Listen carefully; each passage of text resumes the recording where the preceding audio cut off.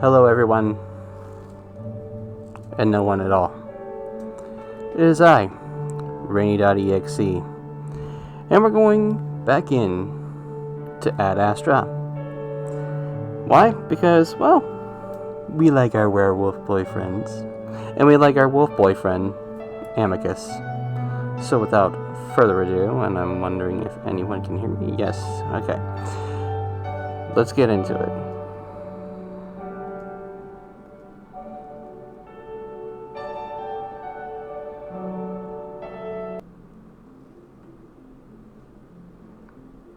Where we last left off, we went swimming with Amicus and our new friend, Alexios. And, whoo boy, was it fun. Yes, it was. Why? Because we got to see Amicus's peen. And what a nice peen it was. So, without further ado, let's go back into it. Over the next week or so, I start to get used to my new life.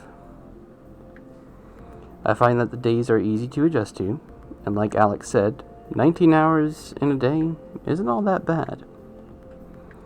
Though the sleeping period is a bit shorter than I'm used to, it's been easier now that I sleep on Amicus's bed. Ooh, hello, we've upgraded. We are now in his bed. Oh, didn't mean to do that. What's going on here?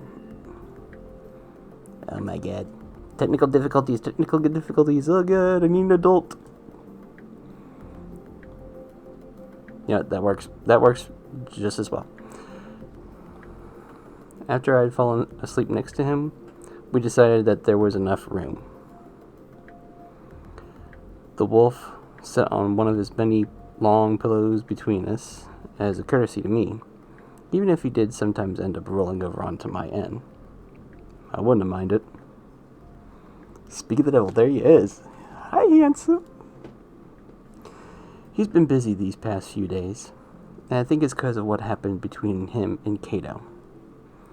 He doesn't suggest any more outings. Instead wakes up early to go to meditation before leaving for the city to do various campaigning stuff. Being a politician is hard, y'all. Glad I'm not one.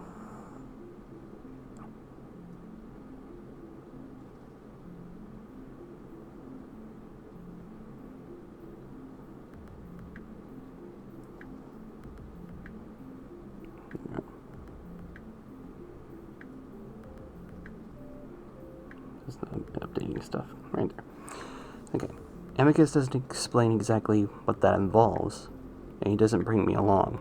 Bet you need to bring us along. I ask why, considering I thought my main job was to accompany him to these things, but he just says he's not doing the stuff that involves me quite yet.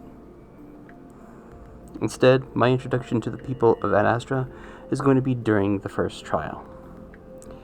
He says the reveal will be a lot more impressive that way, and that rumors are already spreading about his new pet. That's another thing, my involvement in the trial. Apparently, I'm to be his partner in the dance portion, something I have no clue how to do. Well, same here, I don't know how to dance either. It was awkward going to Moonlight Fest and not having any rhythm. I'm getting more and more worried about it, telling Amicus that he actually needs to show me what I'm going to be doing, but he brushes me off, telling me it's no big deal. Oh, it's no big deal. Apparently, the dancing is rather easy, and the main objective is just to show me off. Well, hey, trophy wife. Since everyone already knows what Alex is, I should be rather impressive to the officials that will be judging us. Amicus is confident that we will win that portion of the contest easily. Yo, we got a new follower. He he promises me at least a few sessions of practice before the actual day of competition. I realize now that that's only 3 days away, and despite Amicus's constant reassurances, I can feel the stress building. I can only trust him that the dance is actually easy and simply an opportunity to show me off. Meanwhile, half of my days tend to be empty of things to do. Aren't they always? I left on my own to either hang around Amicus's room, have a conversation with Calm about Adastra and its culture, or just try and busy myself with media work. Sometimes I hang out with Alex, which I enjoy, but lately I wonder if the idea that we're technically going to be competing against each other is causing a bit of a rift between us. Still, I get along with him since Cassius is out just as much as Amicus, if not more. We go out into the garden a few times, and other times we watch Adastra TV together. That would be an interesting... What is Adastra TV like? Is it like TV here in the US? Like, are we going to be watching CSI Miami, but it's like CSI Adastra, and DiNozzo is going to be like... it's going to be like a big old gray wolf or something. That'd be cool. Almost as fun as watching it in Finnish.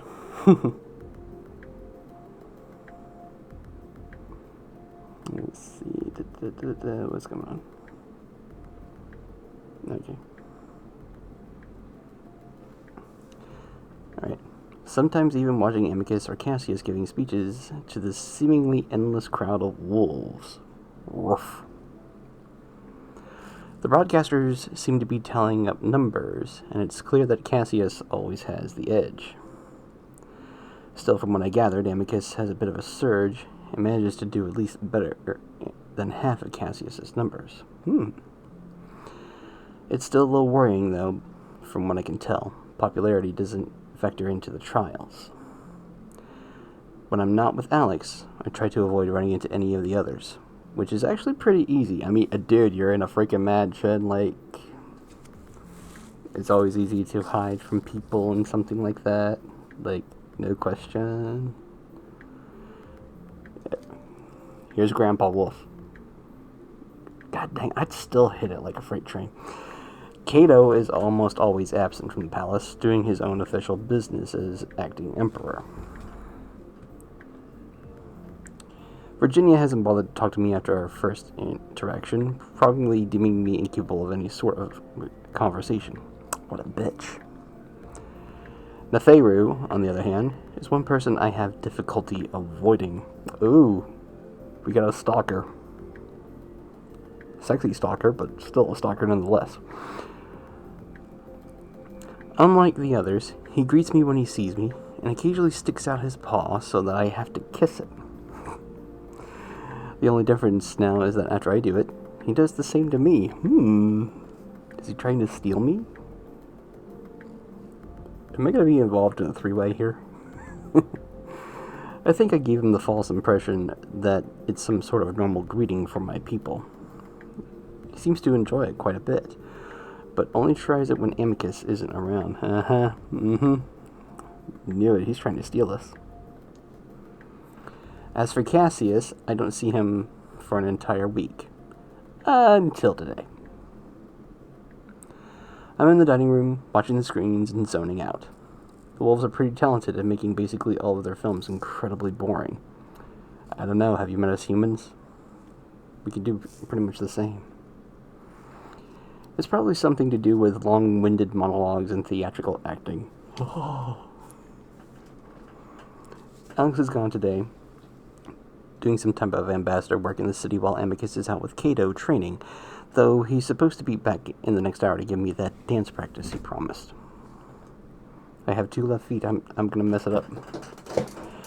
I'm nodding off, thinking about heading back to Amicus's room to take a quick nap when Cassius suddenly comes in.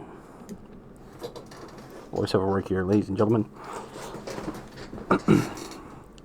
He stalks in with that particular stiff gait he has, along with his usual sour expression. Even though it's been a while since I've seen him, I've forgotten the looks of his. I jump quickly, sit up straight, looking at the ground. There's a moment of silence before his reedy voice breaks in. Pets, come to me. And with that, he turns and stalks right back out of the room. Bitch, how dare he order me around? I am not his pet. I am not his pet. I am the big buff wolf's pet, not this skinny little wolf. We'll sit there stunned for a moment. First of all, Amicus told Cassius never to give me commands. Broke that one, bitch. Does that mean I shouldn't listen to him? I mean, I'm not going to listen to him. I know immediately that it wouldn't be a very good idea, and I jump off my bed to hurry out in the hall. The important thing is that Amicus isn't here right now, and I know that Cassius is not someone I want to piss off. I still remember how quickly he suggested he hit me as a punishment.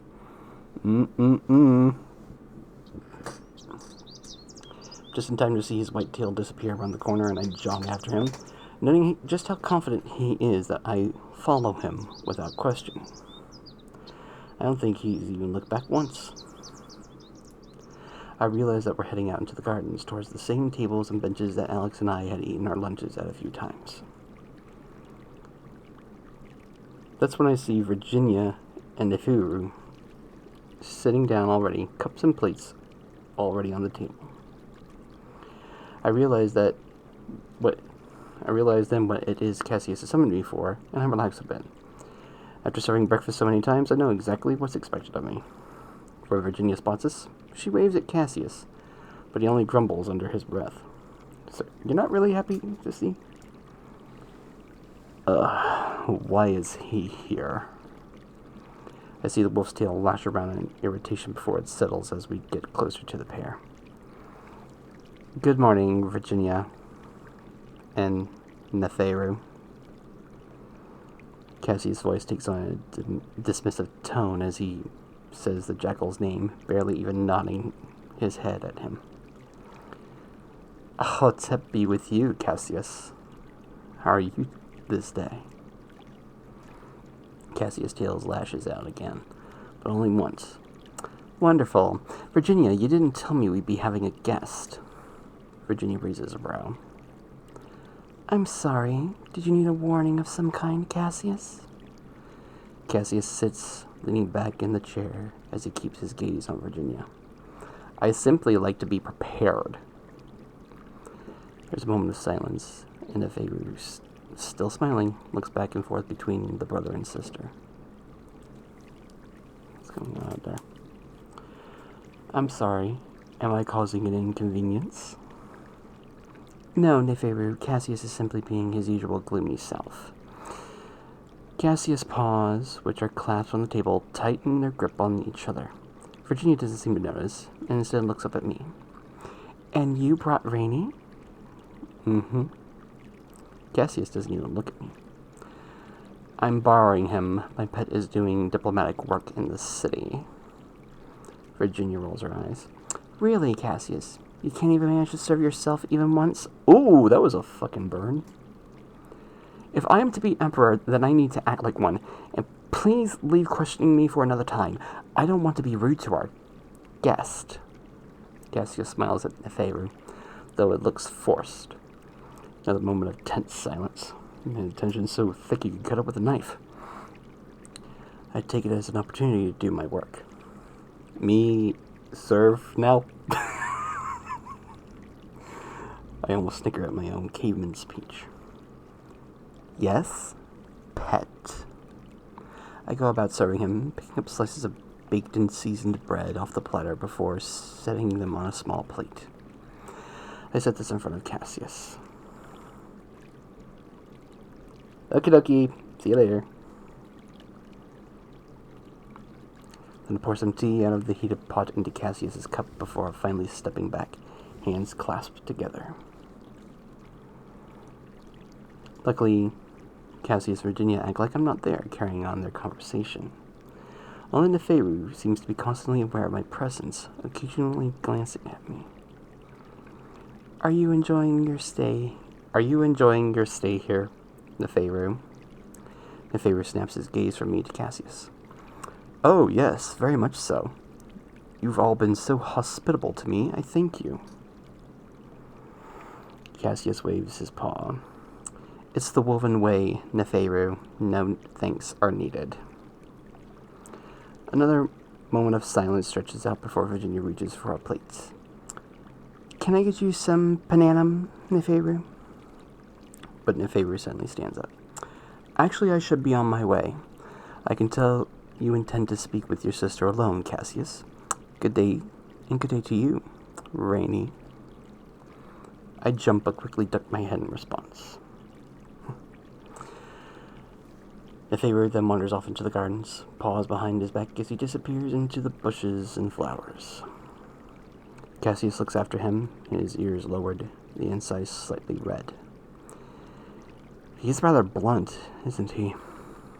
Virginia doesn't respond, and Cassius looks over to see if she's glaring at him. What? He is our guest, Cassius. Start treating him like one. What? Cassius sighs and looks away, pouting. Virginia takes a sip of her tea before leaning back in her chair, letting the silence drag out a bit before finally speaking. What is it, Cassius? What is what? Why are you sulking more than the usual? I am very busy, Virginia. I freed up this portion of my day to have a good conversation. I've barely spoken to you since you returned, and I wanted to ask you about your trip. Cassius takes a brisk sip from his cup. It's difficult to speak intimately when others are around, especially those of a different species. Cassius, if you wanted to speak alone, you only had to ask. I was simply worried that Neferu was growing bored of the palace, so I invited him along. Virginia grins. And you don't have to play emperor around me. I am your sister. Lean back and relax a little bit. Cassius sighs again, but doesn't lean back. I must play the role I intend to fit, even when the situation does not call for it. You think Father was always like that? I don't know. He didn't speak to me much. Well, he wasn't. You can relax around me, Cassius.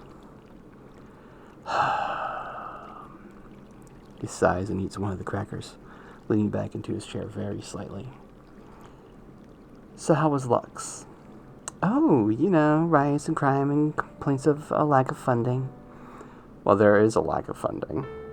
There is a lack of funds, certainly, but not from us. The officials there are corrupt and take most of it. That isn't the people's fault. No, but they should choose their politicians more carefully. They're electing officials based on how outrageous they can be. How does that result in a sound government? The people are frustrated, and the sentiment is spreading throughout the empire. I've been telling you this for years. Wow, sounds a lot like the United States right now. Certainly we all know this. The question is how to fix it. By getting rid of the What? Okay. Triumvirates? Is that it? By getting rid of the triumvirates of the people elected. If we ruled directly, the empire would become as sound as the palace we govern from. And you expect to do that easily? I expect it to be very, very difficult, and it's something I intend to do very, very carefully. The people need direction, and electing a chaotic triumvirates is their cry for help. She doesn't say anything, instead of taking a very dainty sip of tea from her cup. Cassius clears his throat, sits up straight again. Anyway, why'd you decide to bring this Chemian back with you? You never explained it clearly in your letters. I did. His accommodations in Lux were rather poor. Bringing him here and equating him with the imperial family seemed like a natural decision to me. Oh, she banging him?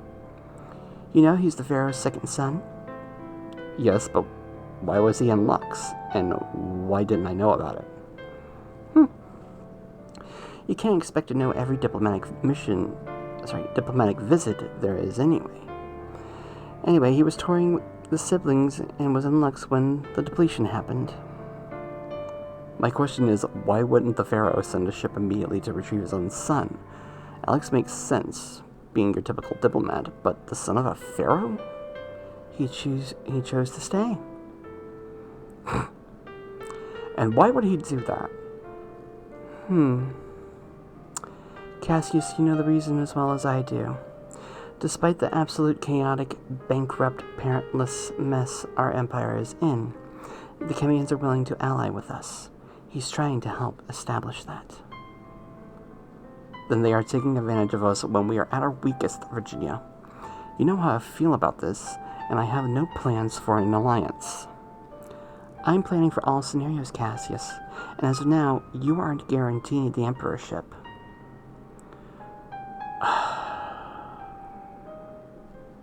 Slowly, I walk up to the table and refill the plate, and neither of the wolves look at me. We should be grateful the Chemians even want to speak to us. None of the other siblings want to be associated with the race that seems to have been abandoned. We don't know that yet.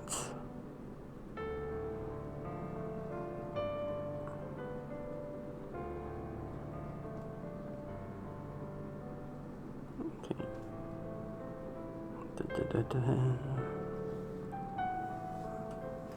Well, they aren't speaking to us, are they? And they've left us starbound. If this is permanent, we may never able to be traveled beyond the star system again. That catches my attention. Didn't Amicus tell me that when he becomes emperor, he'd be able to take me back? They're acting like they won't have the stretch drive forever. Cassius laughs. Once we have a new emperor, they will give us guidance again. They stopped immediately after father's death. What other explanation could there be? They didn't after grandfather's death. Cassius waves his paw in the air. Because father was in line for the throne without any challenge, the emperorship has not been in limbo like this in living memory. They are simply waiting for the empire to have a firm leader again before re-establishing contact. Cassius snatches a cracker off the plate I just refilled. It has happened before, even if that was before Drusus. But even if we're not able to, I have no doubt I can still lead this empire to prosperity. And how will we do that without the stretch? We'd not be able to communicate with our children anymore. If the Chemians learn stretch, then so can we. As for our children, abandon them. They've only been a burden anyway. Cassius glances at me, and I quickly look at the ground. What a bitch. Sometimes the things you say frighten me, Cassius. Well, you know it wouldn't be less so if you were on my side, Virginia. I'm on no one's side, Cassius. It's my duty to serve the Emperor, no matter who that might be. You are on Amicus's side, it is clear as Vita. Preference does not matter in the end. I don't like Cato, yet I serve him. Cassius' ears flatten as he looks around. Lower your voice when you say such things, Virginia. And are you saying you dislike me like you do Cato? Well, of course not. But like I said, your ideas are extreme. Radical ideas are needed for times like this. It's how I've gotten so far with the people. Well, just remember that you and Amicus are both my brothers, and I love you equally. Just be civil when the decision is made.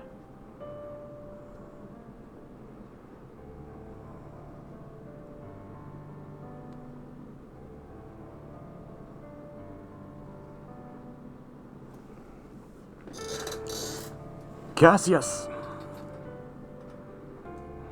We all jump as Amicus' voice seems to rattle the ivy in the pillars. Cassius settles back in his seat, rolling his eyes. What, Amicus? What the hell are you doing with my pet? Com says you have him. He wanted to serve me. How could I deny him? Do not lie to me, Cassius. I told you never to talk to him. Are you going to yell at me? Or tell me where you are so I can send him back?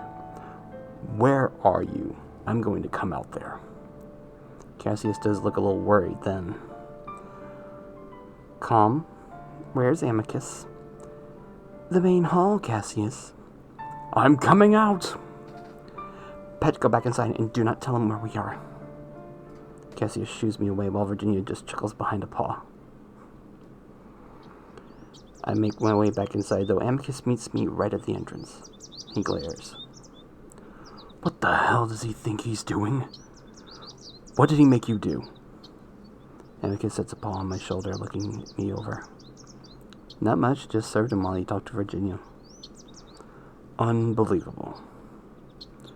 Amicus makes as if to walk out to the gardens. Where are you going? Going to give Cass a piece of my mind. I specifically told him not to. It's fine. Is it? Because last I remember, he threatened to hit you. He didn't touch me at all. He ignored me the whole time. He looks out to the garden, still clearly wanting to go out there. Listen, I just want to get this dance practice done. I've been worried about it all week. Fine. But when I let Cassius get away with things like this, he tends to push it even further the next time. We walk in silence for a bit, our footsteps echoing off like they always do in the marble halls. Are you alright? I'm fine. Why? Did I just hear thunder? Well, you seem a little grumpy. It was just a long day in the city. Unlike Cassius, speeches don't come naturally to me. Something I need to get used to. I walk alongside the wolf, feeling his furry arm brush up against mine. So, when do I get to go to the city? The wolf tilts his muzzle down at me in surprise. Oh, you want to go? Well, yeah. Didn't you say I could? Getting kind of boring here. Well, I'd say once the first trial is done, you'd be introduced to the public by then, so everyone will know who you are when we go. Can I plan on that then? Of course. I'm just surprised that you wanted to see the city so badly. I'm sorry. I was preoccupied with looking at something.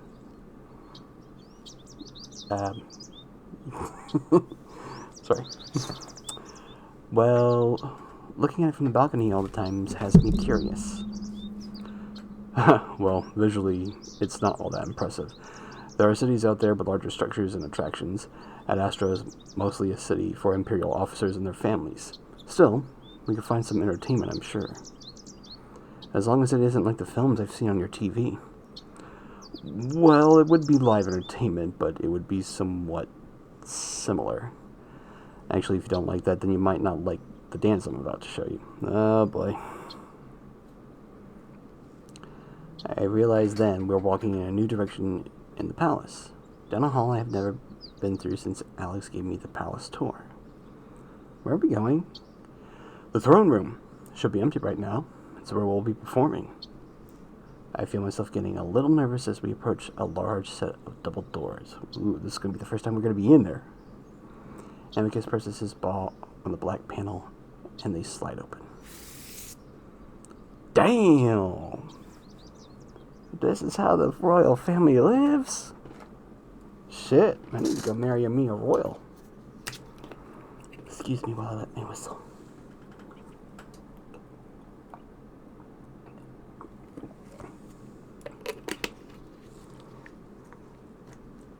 Sponsor. I wish. Inside, I'm greeted by the largest room in the palace that I've seen yet. I look up at the glistening walls, craning my neck to see the ceiling arch dozens of meters above us. Oh! Whoops! Yep. That's a heck of an arch, alright. Whoops. Afternoon light filters through the windows, lighting up the palace in a warm orange glow. Wow. You like it? Yeah.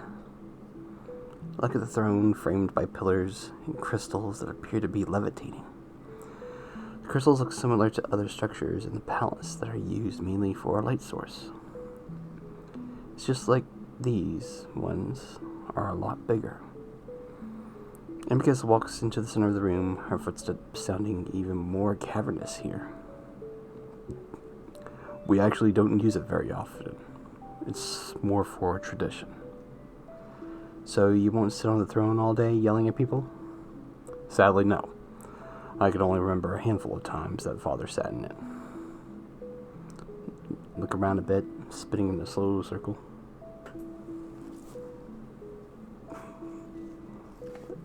I got a little dizzy there. When I see Amicus again, he's quiet. His arms are folded as he stares at the throne. The look on the face tells me he's deep in thought.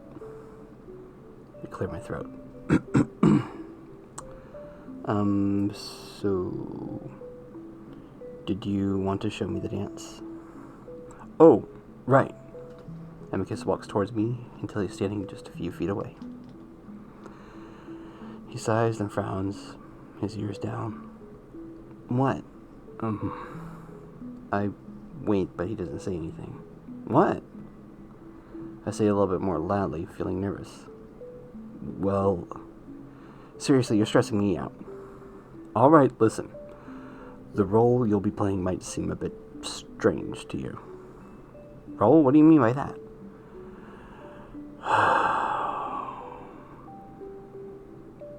The dance we'll be doing is titled The Mira, and it will involve things that you might find objectionable. Objectionable? What? Objectionable. Alright, let me explain this correctly. Basically, we'll be playing the roles of Drusus and Mira, an emperor and his lover. Oh, hello. Wait, so this is like a play or a musical?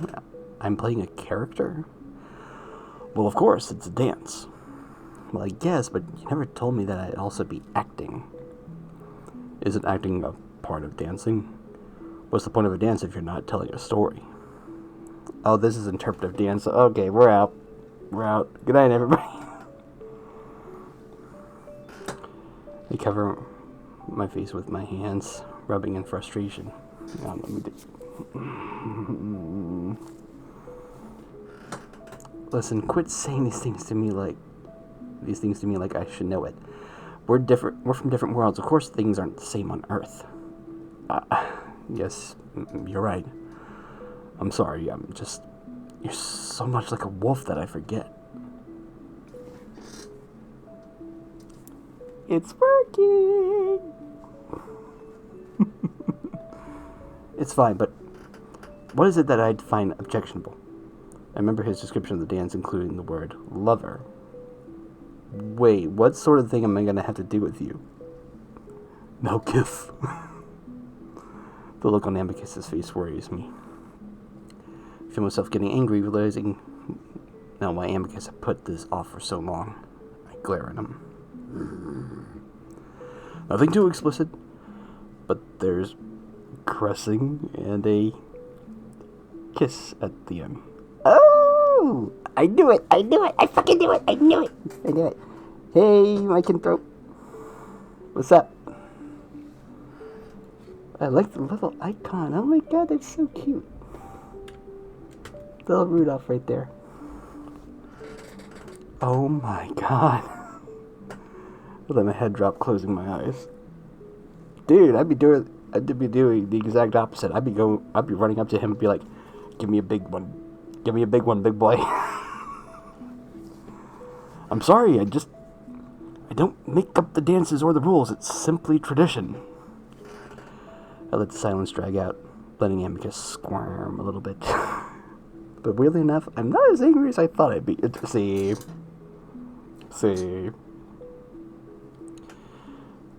Knowing Amicus for the 2 weeks I've been here, I guess I kind of just expected from him. Well, still, he's been nothing but respectful to me over the past few weeks.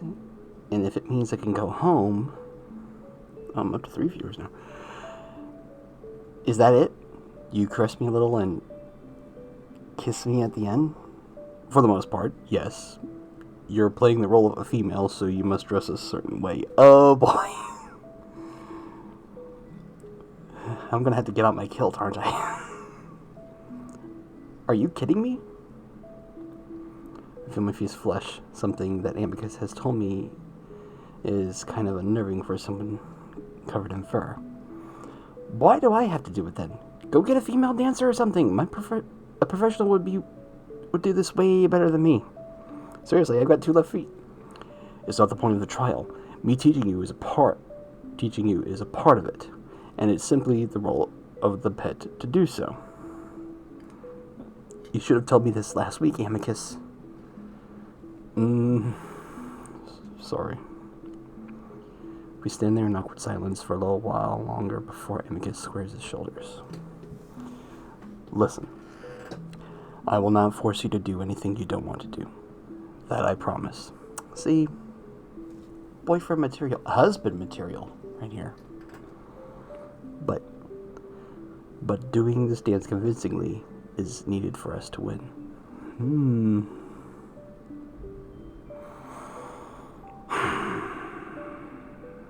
Who's even judging this? Cato and triumvirates from the 5 other major cities. Triumvirates? Group of 3 that govern the city. Now I know what that is. Okay. So, why do you even have to know music or dance to become an emperor anyway? Well, the more rounded the wolf, the better he is for emperorship. An emperor that can fight just as well as he can dance shows good character. And I am hearing thunder out there. Alright, fine. Just show me the dance. Amicus lets out one of those relieved sighs. They seem to have reserved just for me. Thank you. Again, I'm sorry. I was just so busy with official business and everything else, I didn't know how to approach you about this. Well, next time just tell me. I'm honestly more annoyed that you waited so long. Isn't the trial in a few days? 3 days. Great. But it's a simple dance. You'll be able to learn it in a few hours. Then you can practice tomorrow, too. Alright. Look around. So, do we have music or something? No, we don't need music, do we? Dude, everybody needs music. Like, everybody needs music. Can we get some music up in this bitch? Come on. Big old fancy ass mansion, you got no music? What the hell? I mean, I guess not. On Earth, we usually dance to music. Without having to tell a story. Oh, really? So you just dance for no reason? Kind of. We usually dance to have fun. So why do you need music? I think it's such a basic thing. I've never had to explain it to anyone before, so I find myself trying to figure out the right way to go about it. Well, we need a beat or a rhythm to dance to. I mean, not always, but we usually move to an even space beat. He absorbs that information for a second, then chuckles. What? It's such a primate thing to do. To bang sticks and rocks together? You love your rhythms. It just sounds so interesting. I frowned immediately, picking up on the condescension. You mean primitive? No, just different. Alright. Just trying, I guess. Anyway, we're going to have an orator narrate the story for us. It's a combination of speaking and singing. I'll do that for now, though. Well, not the singing, I'll just speak. Man, okay. I stand there waiting, and Amicus coughs awkwardly. Anyway, Amicus reaches out a paw, and I take it after a short pause. Slowly, he draws me closer to himself, to the point that I can smell the lavender and floral mouthwash on his breath. Oh my god, what is it with this wolf and lavender? What is it with lavender? I don't get lavender. I don't like the smell of lavender. I don't like the smell of lavender. This relationship over. I'm going to lead you through the movements first while narrating. Then we'll start from the beginning again. Alright? I nod in agreement, and with that, Amicus starts to narrate the story. 10,000 years ago, our empire was small, shriveled, and parentless. We abandoned them. We were left to drift through the galaxy alone. He turns me away from him to face the throne, his paw on my shoulder. Then Drusus, our dear Emperor, came along and made a proposition.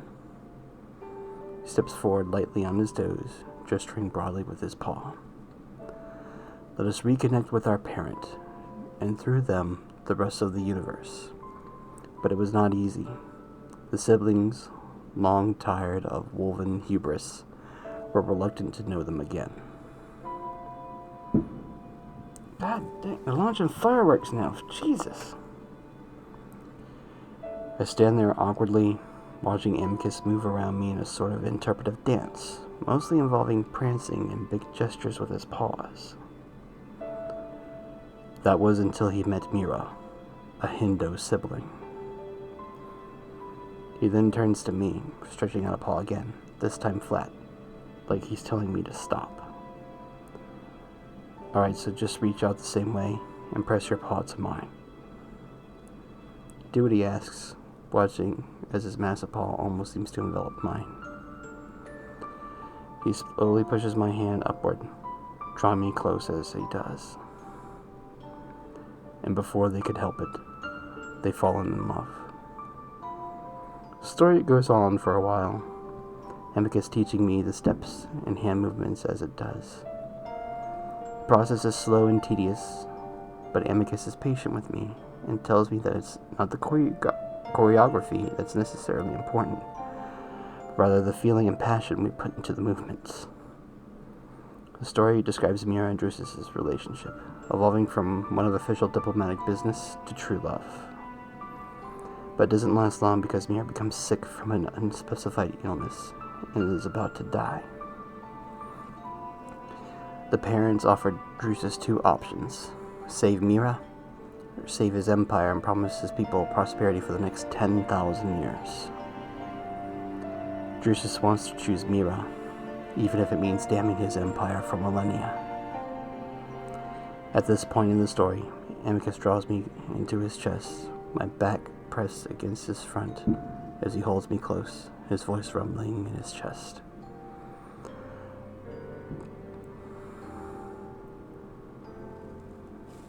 Then the story takes a sudden turn. Mira denies Drusus his own decision, instead taking her own life so that the Emperor might survive. Here I'm supposed to put the back of my hand to my head, like an old tiny woman in a corset passing out. Amicus carefully lowers me to the ground, laying me flat on my back. And so, it was that another sibling saved our empire.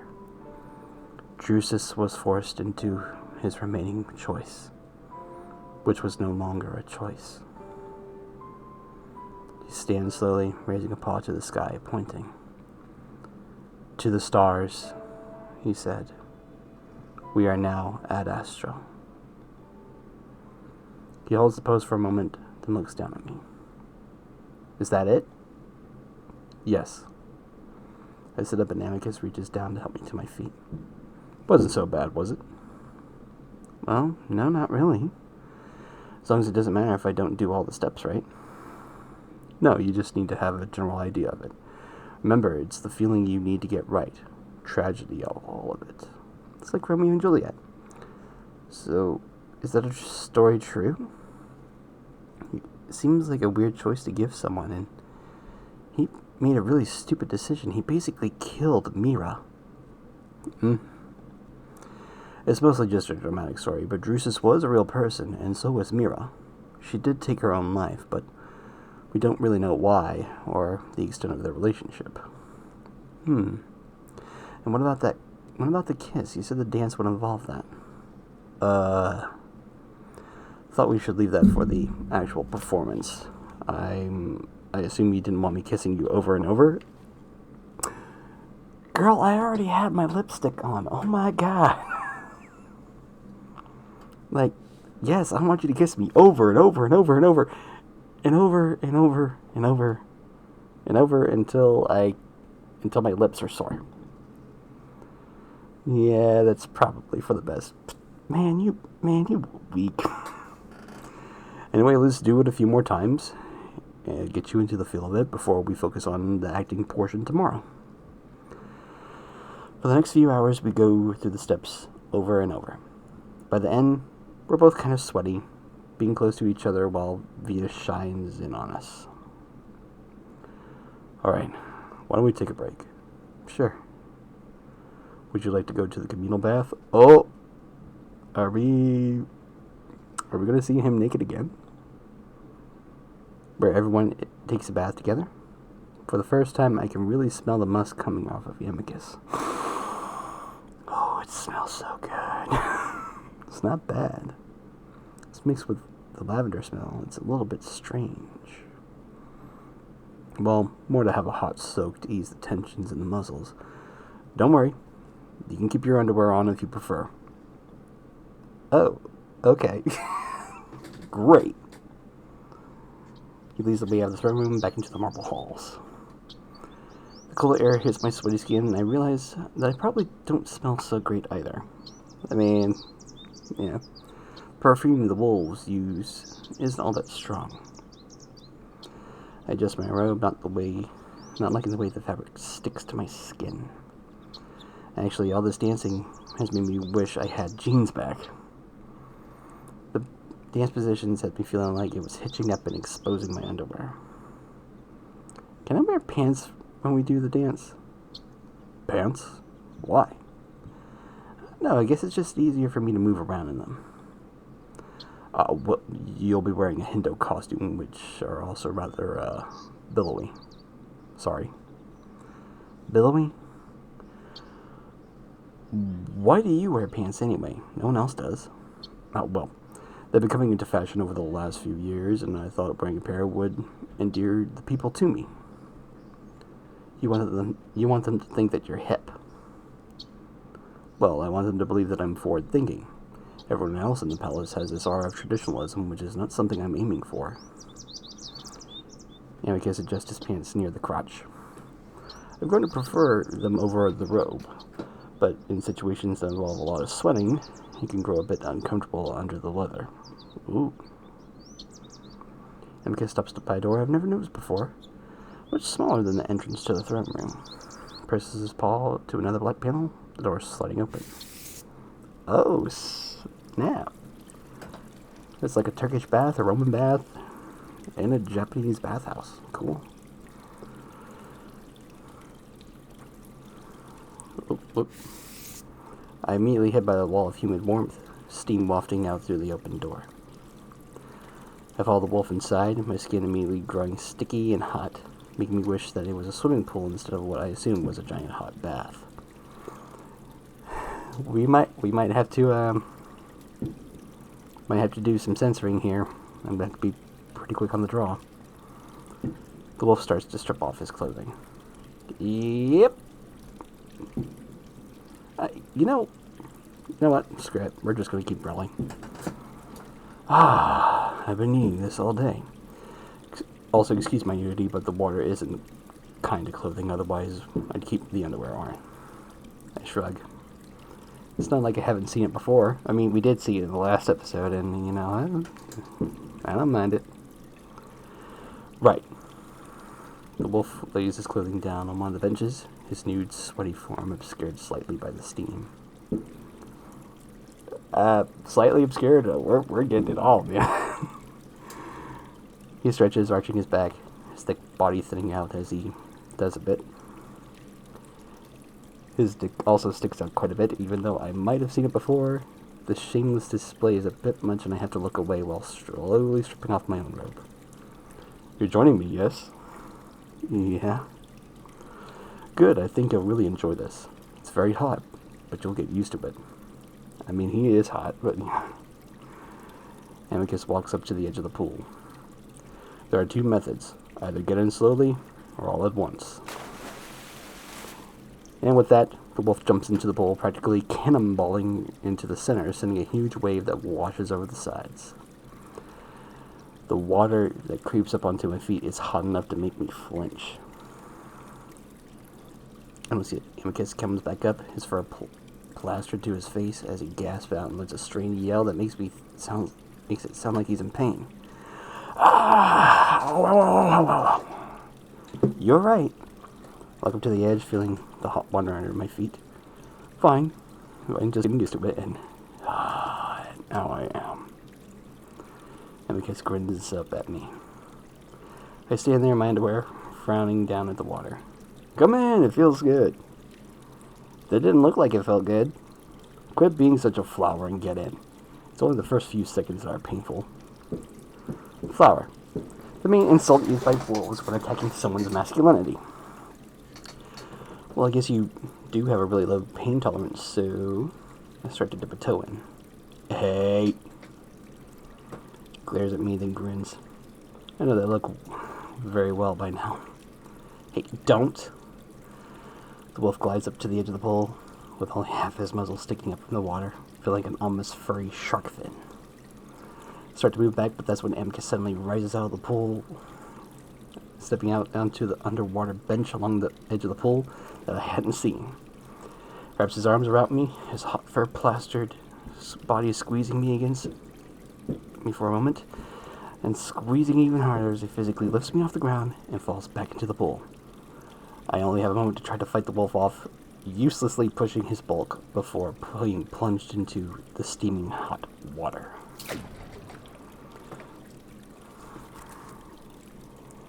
For a moment, I wonder if I'm going to boil alive. But as soon as Amicus lets go of me, and my head breaks through the surface, I can already feel the sting wearing off into a pleasant warmth. I cough a few times, making a face at the salty tasting water, spitting it out. See? Not so bad when you do it all at once. I spit out more water. Bad taste. Don't worry, it's just the minerals in the water. Shove a wave of water into Amicus's face, sending it right into his open mouth. He coughs and spits, choking on the water I just forcibly slam down his throat. Ugh, you ass.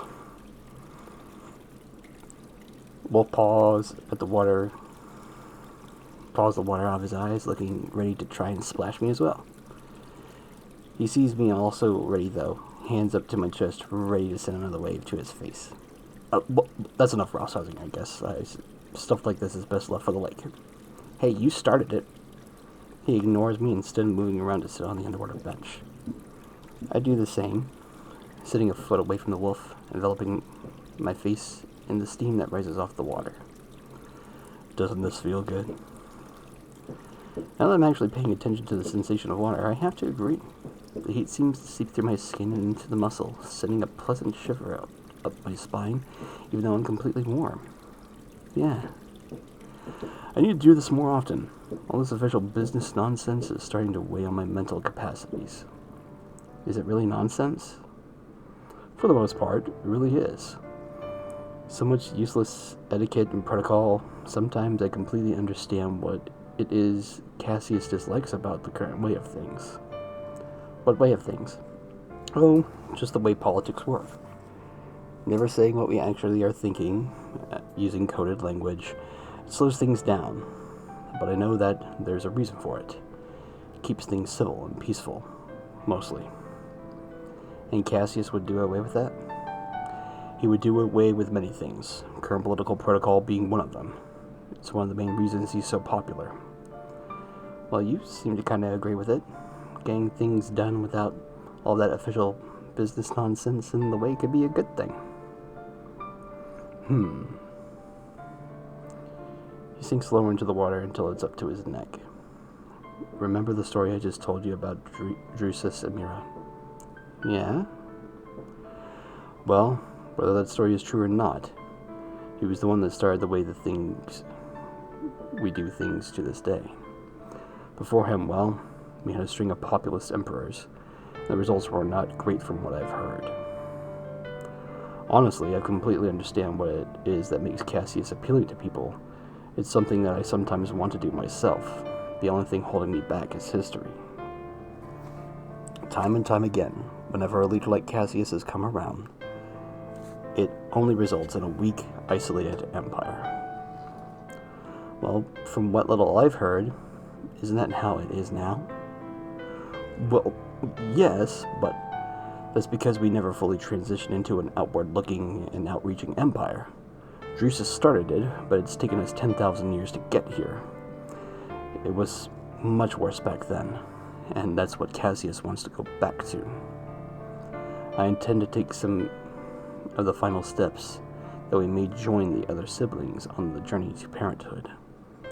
Oh, so this is the goal for everyone? To become a parent? Yes, and to continue the spread of our culture beyond the galaxy. So, what makes you a parent? When we can travel to other galaxies in a practical manner. Oh, so why not just use the stretch drive for that? It is not possible to harness enough power to use the stretch drive for such distances. The parents have a different method, but they haven't told us how, obviously. So are you close to doing it? To intergalactic travel? No. Is anyone? Well, there are rumors that the Chemians are on the verge of it. It wouldn't surprise me. It's assumed that they already know how to use their own stretch drive. This talk about stretch drive reminds me of something. So when I was out serving Cassius... Well, they were talking about stuff and about stretch drive depletion or whatever. Oh? Yeah, so apparently no one knows why your parents stopped talking to you guys. And Virginia was saying that you might never leave our star system again. Oh. I fronted him. Well, that was rather presumptuous of her. Is it true? Well, no. I mean, sure, it doesn't happen often, but they stopped immediately after Father's death. There would be no other explanation that our parent knew that there would be issues with the Emperorship. The stretch and the contact with our parents will be reestablished once I become Emperor. I promise you that, Rainey. Amicus says it with his usual confidence, but that doesn't settle the anxiety in my stomach. I sigh in frustration, closing my eyes. Why is everything so complicated with you? What do you mean? If you just tell me the actual truth about everything that's going on, I wouldn't feel like I'm being hit over the head with something new every other day. Rainey, stop worrying. I know things seem unsure, but it's only because of the precarious position our empire is in right now. Once I become Emperor, things will settle, and we will figure out how to get you home. Amicus sits upon my shoulder, and I turn to look at him, my expression probably still gloomy. I will get you home, Rainey. That I promise. Even if the stretch isn't immediately restored, I will find a way. Even if it means making some sort of deal with another sibling, like the Chemians. Amicus frowns at the last statement. Still, it does set me at ease, and I place a hand on his paw. Thanks, Amicus. Amicus' very serious mood dissipates, and his ears come up as he smiles. So you're feeling relaxed again? That's why we're here, you know. I smile. Yeah, I guess so. Good. We fall into a bit of silence, and I lean my head back against the ledge of the pool, letting the warmth take over my body. Makes me feel very heavy and tired, but good.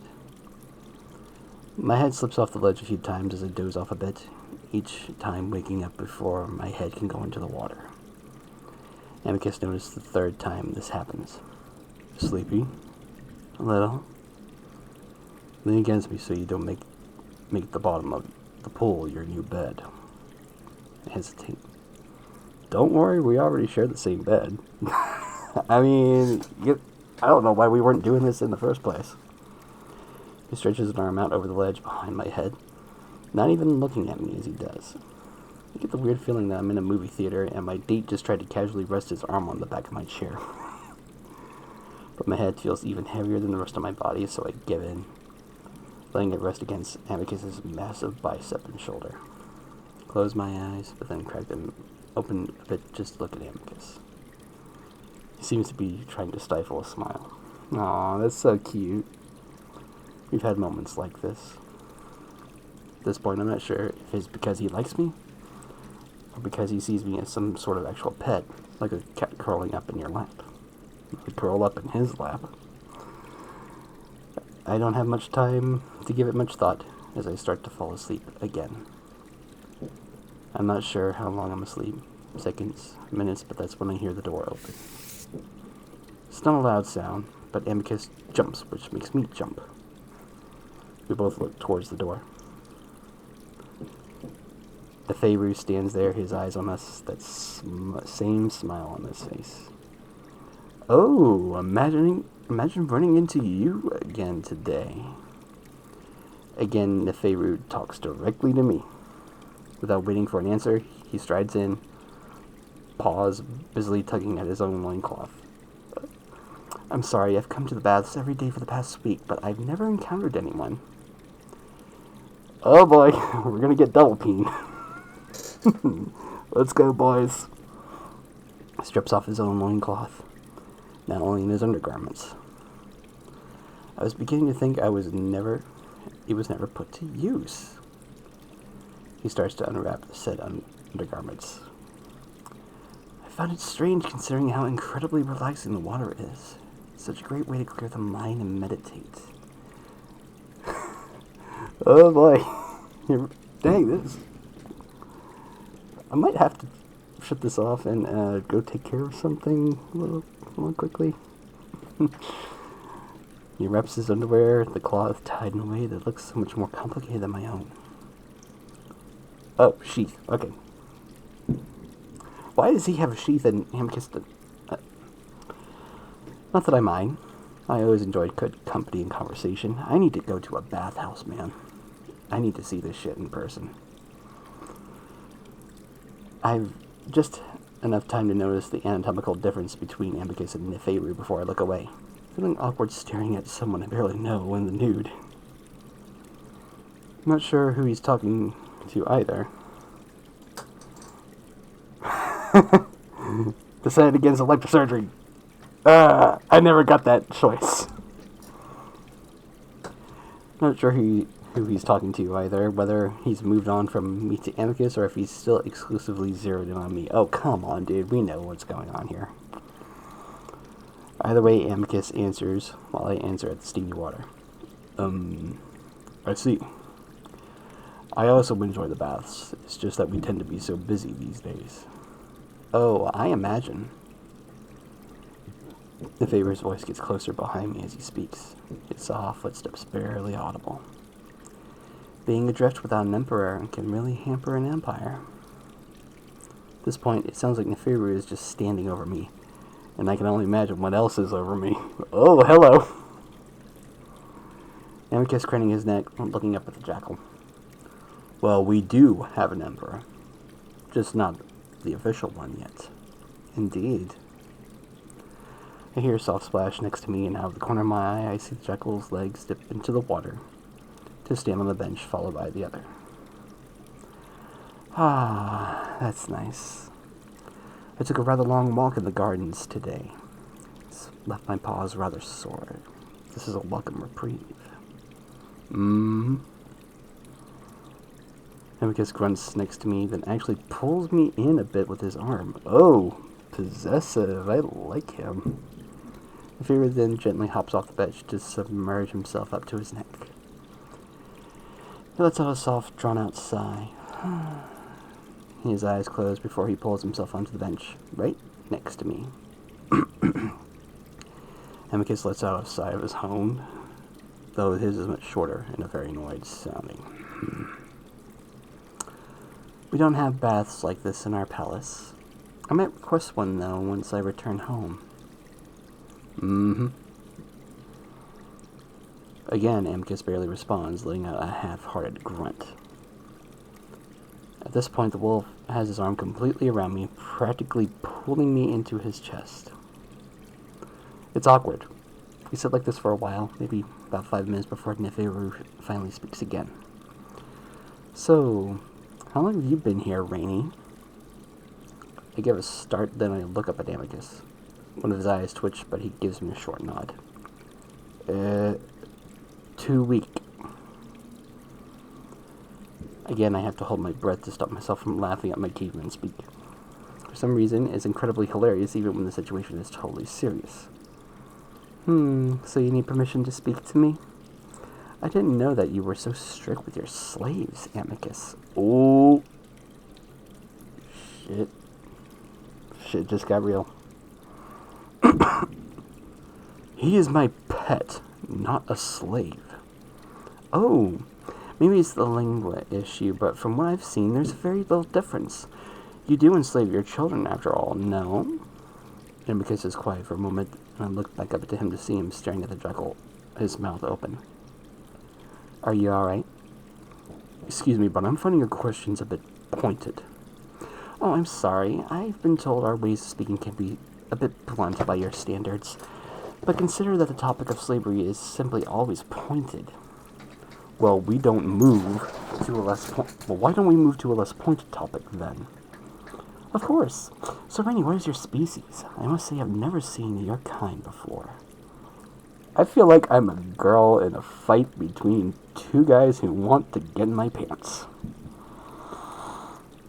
Amicus' arms tightens around my shoulder again. Yep, there it is.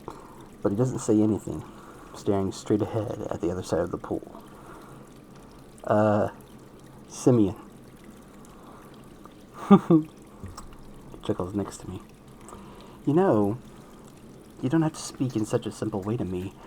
I already know that you can converse well enough. I stiffen up, but Amicus jumps in for me. What are you talking about, jackal? Oh, are we already jumping to informal language? Well, I'm simply referring to his intelligence, wolf. I'm confused as to why he's downplaying it for me. Well, I don't know how you know anything about him.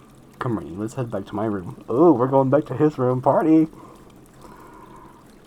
Amicus stands up, pulls me up, but Neferu stands with us, reaching out for one of the white towels.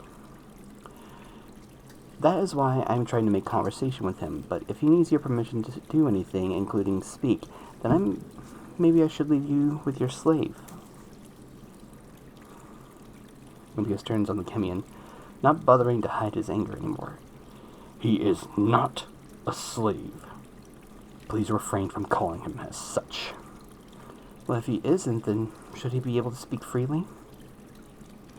He is able to speak freely, jackal. Then I wonder why he has to ask for your permission and stupefies his speech. It's all a bit odd, isn't it? Again, I don't know how you know anything about him. Alex told me. Ooh, clever cat. The jackal grins, and I know that he's using Alex to shorten his name. Amicus stares in surprise. So don't worry, Rainy, you can speak without worrying about what I might learn. Vera sits a paw on my shoulder. Amicus' hackles rise. Gently but firmly, he reaches out to move Neferu's paw off my shoulder. Please do not touch my pet. Oh, so he needs permission to be touched as well? Amicus steps sideways, partially blocking me from the jackal's view. What is your concern with him, Neferu? I'm simply interested in an intelligent species that I've never seen before, and, well... He reaches out over Amicus' shoulder, touching my hair and rubbing it between two finger pads, similar to what Amicus sometimes does. He is fascinating looking. Oh. Man. You know, the sexual tension between them is so thick you could just cut it with a knife. I start to move my head away, but before I know it, Amicus has Neferu shoved up against the wall, with one paw on his chest, glaring into his face. I said not to touch him. His voice low, almost too quiet for me to hear. I want to jump in somehow, but maybe push Amicus towards the door so we could just leave and not cause an interstellar incident. But they're both so big and intimidating, and I'm getting horny.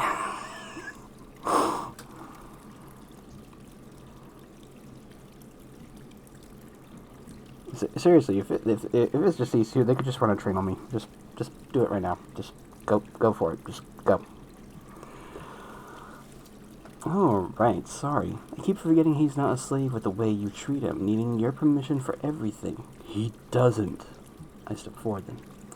Well, you need my permission.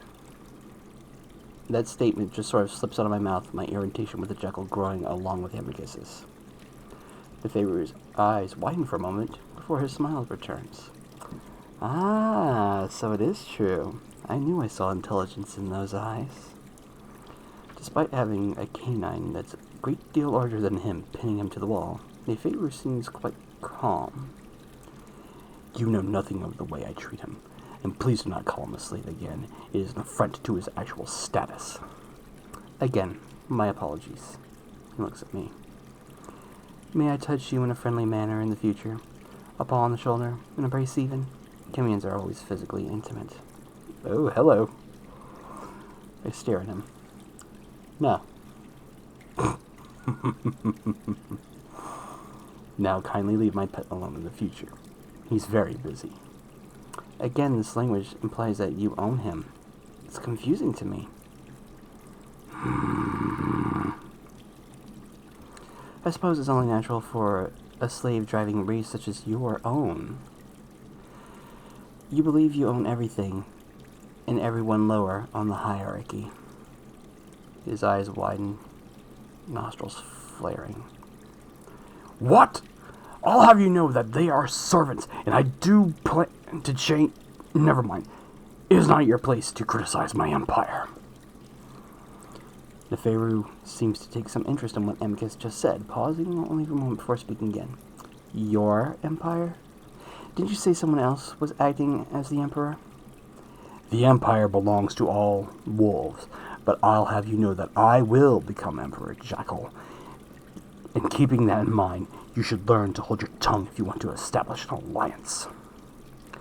But does that empire belong to the servants that mine your natural resources across the dozens of planets in our galaxy?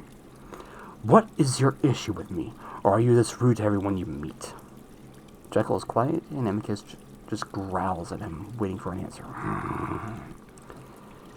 That's when I realize Neferu isn't even looking at Amicus's face. He's looking at...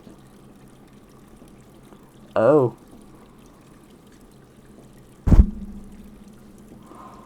Oh my.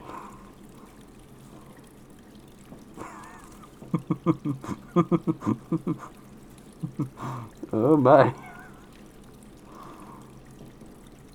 Now I'm looking at it too. Now that I'm looking at it, I realize that it looks a bit bigger than usual. Hello. You know, I heard the rumors that the Emperor's son was a tail raiser, but honestly, I wasn't expecting you to use this moment as an opportunity. Did you simply want to get your paws on me? Oh my god. Oh my god. Oh my god. We might actually have to... I don't know if we... Fuck it, if we're gonna get banned, we might as well just go ahead and go for it, right? In one fluid motion, the favor spins the Amicus, thumping his back into the canine's front, making the big wolf grunt and puff into the air, and to the top of Neferu's head with an oof sound. Neferu leans against the wolf, holding onto a big paw, while the other comes to tease Amicus's chin. Amicus looks surprised, but he doesn't do anything to push the jackal away. Oh my. Meanwhile, the jackal's rear pushes firmly up against Amicus's crotch. Amicus seems frozen, staring down at the jackal. For what little I've learned, at Astra's thing on TV, the favor had implied that Amicus is gay. Yo, the internet, we know. We know. We already know. We already know. If you were interested, you only had to ask. I know that Wolver's ways of flirting are rather aggressive. And even though we jackals do things differently, I can adjust. At that, Amicus glares and roughly pushes the favor out of the way, sending the jackal stumbling into the wall. Turns around swiftly, his grin still in place. Oh, did I get the wrong idea? I just assumed that you gripped my chest and became excited. God damn. Yeah, I'm definitely gonna have to do something about my little problem after this. New stuff for the AD. The favor gestures down at Amicus's crotch. The wolf's... Ooh. Erect cock still waving around a bit after the gull has spun away. Immediately, Amicus covers himself with both paws, glaring. I did not! And you were the one who touched my pet without his permission. Amicus looks around for his underwear, snatching it up before beginning to tie it on. I quickly grab a towel on my robes, feeling completely confused as to what the hell just happened. Again, I thought he was your slave, but you're right. I should have asked for his permission. His fur was simply mesmerizing, so I forgot myself for a moment. The fairy turns to me and bows. Good day, Rainy. I wish you luck relieving your master's carnal desires. God. Damn. Damn. Damn, this got heated real fast. Just don't give me the views. I don't know what will. The fairy gestures to the fumbling wolf as he ties on his underwear correctly. And to you, Amicus. Again, if you're interested, you only need to let me know. Are you joking with me? The fairy is already striding off, grabbing his own underwear and loincloth as he does. Not even finished tying it on by the time he's walking out the door. We all stand there in silence for a bit, staring as the door slides shut. Then Amicus grabs the rest of his clothes with a growl, turning to me. You alright? Yeah, of course. What? Come on. And then Amicus is walking off even faster than Neferu had. Quickly follow, not bothering to put on my robe since I'm still pretty wet. Walk down the hall, Amicus muttering under his breath the whole time. Unbelievable. Unbelievable. How could you? Arrogant, Kimian ass.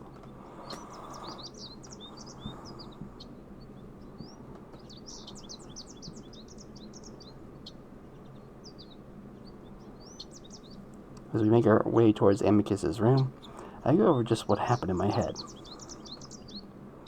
It seemed Neferu was making some kind of point about slavery, while at the same time taking that strange interest in me. Yeah, he wanted to bury his bone in me. That's what happened. That's what he wanted. And I probably would have let him. Like seriously, I don't. Between both Amicus and Neferu, they both could have it. They both could have it. On top of that, the obvious sexual tension between the two of them is really odd, especially the way Amicus just stood there and let Neferu rub against him like he was clearly hard. Dude, let them do it so I can watch. Please. Please. I'm sexually regressed and I need some help. Is this how aliens hit on each other? With all that bizarre macho aggression? I don't know, have you been to a bear bar? If it is, then I don't like it. But that doesn't matter. I'm not here for that kind of stuff anyway. Oh, you will find out that you are. I just need to get home. But at the same time, there's a little spark of jealousy in my chest that thought that Amicus being interested in Neferu. Oh, we got feelings for the wolf. I knew it. I don't know, but the way he treated me at the pool almost seemed like flirting itself. Dude, what?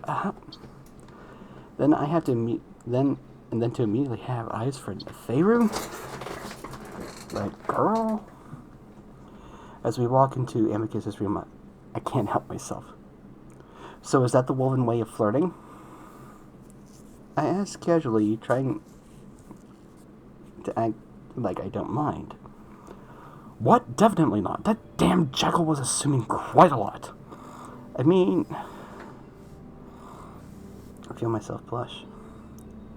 You were getting kind of hard while you had him pinned there against the wall. I mean, I'm not offended or anything. I'm just curious about the culture. If that's how you guys go about things here. I suppose wolves have a reputation for being aggressive when it comes to courting a mate, but those days are long gone. The jackal was simply relying on dated stereotypes. Okay. I adjust my robe a bit, the cold air in the room seeping through my still wet underwear. Not to pry too much, but are you gay? Neferu seems to imply that. Amicus freezes, staring at me. He doesn't seem to know what to tell me, like he's afraid of what my reaction will be. Honey, if you're gay, yo, I'm Pam. Well, let's make it work. Like, seriously, we'll make it work. I remember that, then how stigmatized homosexuality is here. Homophobic slurs are used a lot in the films I've seen, including tail raiser and cocklicker. It's weird because males seem to be pretty intimate with each other, kissing and holding paws being common between close friends. Maybe it's like how they do it in Europe, I don't know. However, there are lines that aren't crossed, and actually being gay was looked down upon, which is what Nefeber accuses Amicus of being. They quickly tried to assure him. You know, it's a fairly accepted thing on Earth these days, and I have no issue with it. If you are, you can tell me. Well, the notion that it's fairly accepted on Earth these days, yes, that's mostly true. But here in America, it feels like it's not accepted. And I'm going to get real here on that one. Growing up here in the South, people hold on to the religion like crazy. Like it's the only thing they've got. And for a lot of us who grew up poor and everything like that, but we still managed to go to church, religion was all you had. But the way that religious leaders teach things here is that if you're gay, you're going to hell. If you're bi, you're going to hell. If you're lesbian, you're going to hell. If you're pan, you're going to hell. If you're even asexual, having no sexual attraction to what I'm looking at here, which I am very attracted to, or attracted to women or NBs or anything like that, you're going to go to hell, including transsexuals. And if you've been watching the news, they've been waging a war against transsexuals and going after the rights. Here in Alabama, after Roe versus Wade was overturned, they used that as a stepping stone to reinforce their beliefs and their laws, saying transsexuals don't have a right to be who they are. So, while the statement is fairly broad right there, being, the world as a whole, there are places on this earth that still look at it and see it as one of the worst sins on the planet, is simply being around and being yourself. I'm still kind of struggling with that today.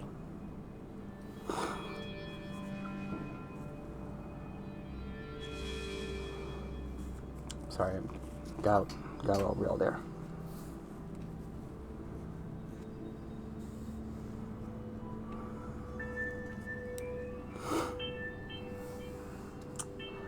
And I'll say this to any one of you who may be still in the closet,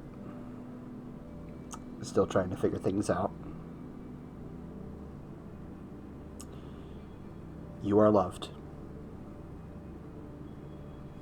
You don't need your parents to show you the love. You don't need the family that you were born with to show you that love. But you are loved. And I'll be the first to say it to you. I love you. So if you were thinking about doing anything that would be just catastrophic to everyone around you, don't do it. Don't do it. Stay here and fight the good fight, and tell these Christo-fascists to go kick it.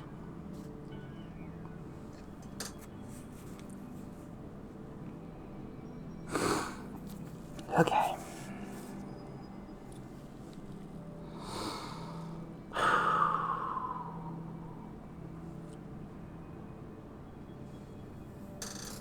Okay. Let's continue on. Amicus goes on staring for me a little while longer, then sighs.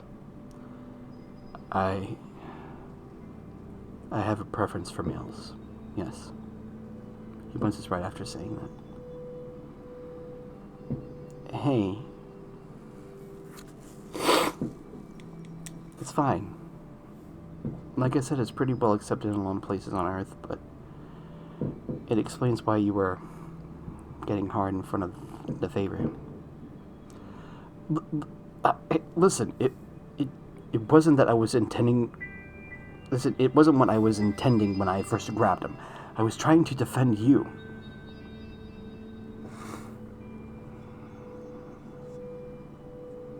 Edmund, I think this is the first time you have actually sent me something. I see.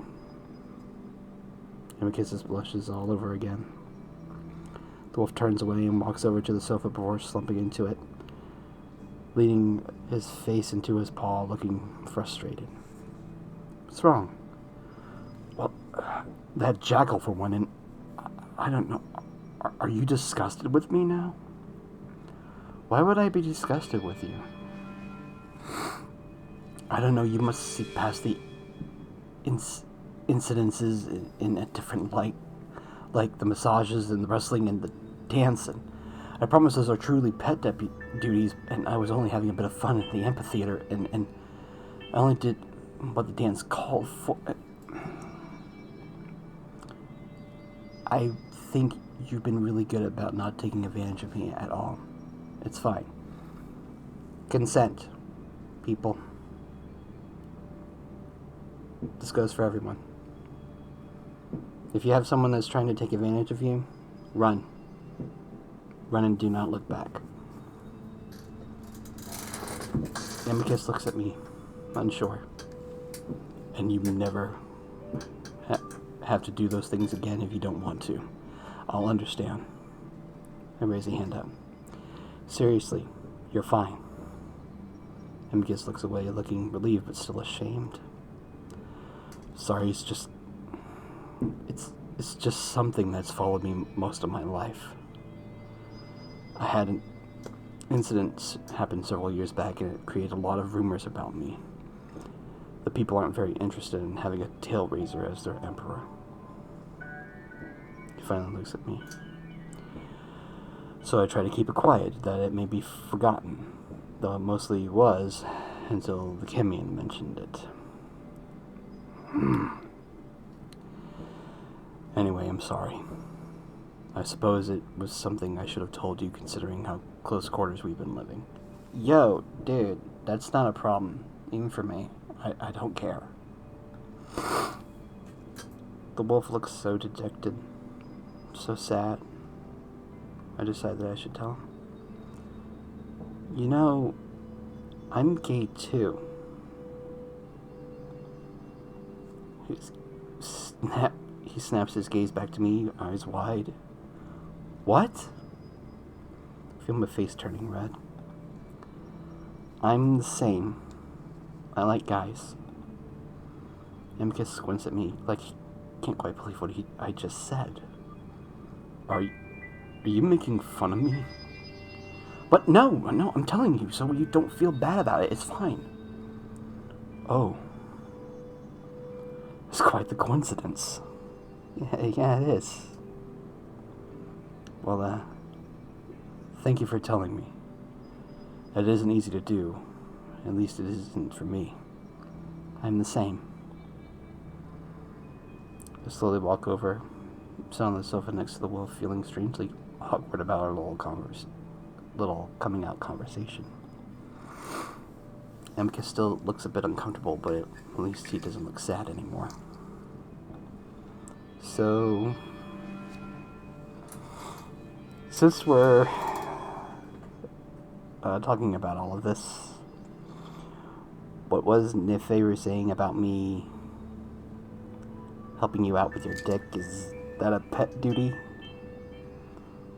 Oh! Oh! We might...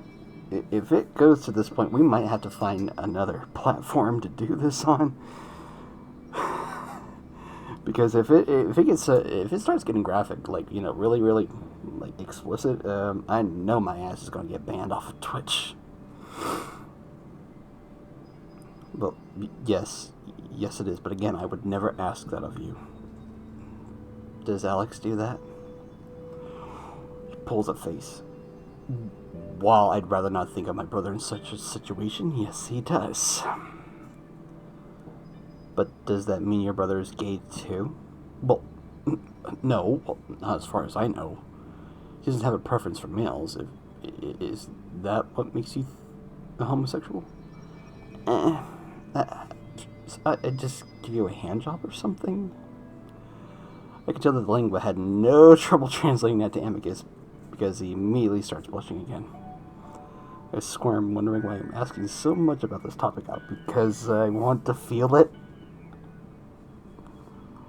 I'm curious, and I already know I'm attracted to this wolf. Hell yeah. I'd given up on denying it a while ago. It can involve a lot of things. I mean, if you want to do it, I have no objections, but it's your choice. He sounds tentatively hopeful, and I realize that he actually wants it. It seems that every day I go further and further with this wolf. I laugh. Partly at Amicus's expression, and partly because of the absurdity of this entire situation. How about if we win the dance trial? I'll think about it. I'm speaking without thinking. Amicus is quiet and nods. Sounds fair. I try to think of something else to talk about, still shocked at what I just proposed. So, what's the deal with Neferu? Why do you do all that stuff in the bath? I honestly have no idea. It was very strange. Do you think that's his way of furthering an alliance? Not if he has any common sense. I thought he was going to be friendly, considering he knows I'm open to the alliance, unlike Cassius. Maybe he was just feeling you out. You could say that. Anyway, I don't know how to feel about him. I'm thinking of just telling him that I'm not interested in the alliance unless they send someone that has more tact. Amicus glances at me. What do you think? Ooh. Well...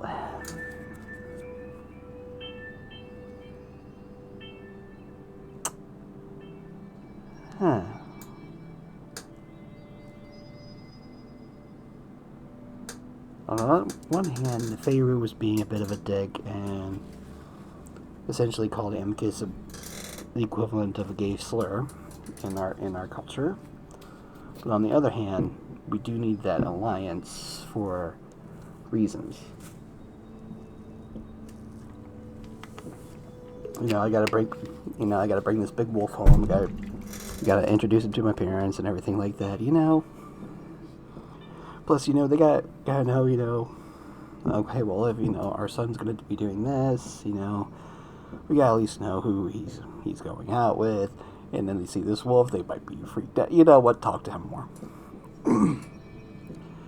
Well, I think he's the only guy you have to establish an alliance with. You should try to work with him. I mean, this could be your best chance if you're willing to put up with him. And he seems to have the hots for you, so that'll probably help, honestly. Maybe.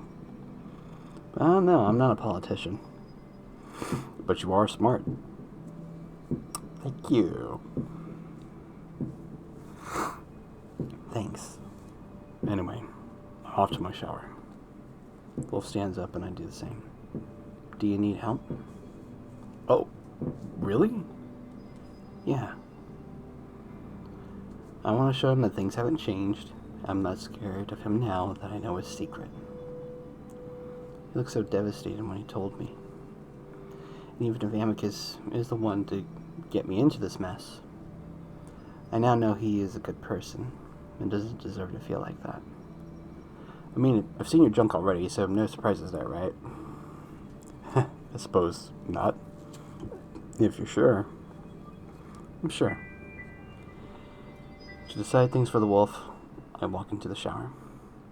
Amicus isn't far behind.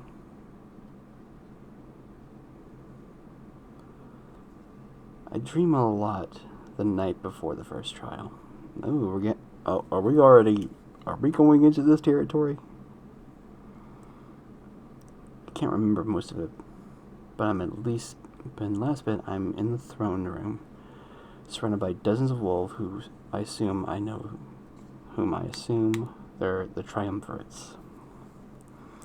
Cato sits on the throne, watching over all of us, his chin on a fist. Meanwhile, Amicus is in the center, doing some type of breakdance. He's athletic and light on his feet before throwing off his cape and doing a headstand. He spins on his head for a while the wolves around him cheer. Even Cato claps reluctantly. Meanwhile, Cassius has his paws to his mouth, realizing that he'd been beaten, his paper bones incapable of withstanding such incredible moves. Oh my god! Then I wake up. My eyes open, see the dark outline of the ceiling above me, the lights automatically coming to a dim yellow glow. And hear Amicus' soft snoring next to me. Look over to see he's flat on the back, mouth open, hugging one of his many pillows to his chest. I roll into my bag, feeling the anxiety of the upcoming trial return. After a while, I whisper up at the ceiling. "Calm. What time is it?" Calm whispers back. "Half past the first hour." So I have at least 3 hours before I can get up and get ready. Close my eyes and try to get more sleep. It's hard though, mainly because my future could be determined today. Oh, we are at the first trial. Amicus told me that we really need to win this trial to win the whole thing. Because if we win tomorrow, that means Cassius will at least have to partake in the combat trial, if not outright lose if we win the second trial. According to Amicus, Cassius has absolutely no chance of Pugnu combat, and he knows that. While he might still be participating in the second trial to save some face, he might have to withdraw for the third, otherwise face outright humiliation. So if we win tomorrow, I'm almost guaranteed a way home. The thought of this whole fiasco could have been over soon brings me mixed feelings. While I'm going to go home when I get the chance, I can't help but feel a little sad at the idea of leaving Amicus in the palace. Bitch, I'm gonna stay. We're good friends at this point, and the thought that I might just get dropped off and never see him again. I sigh and listen to the rhythmic snores. The sound so soft and gentle that, rather than keeping me awake, it starts to lull me back to sleep.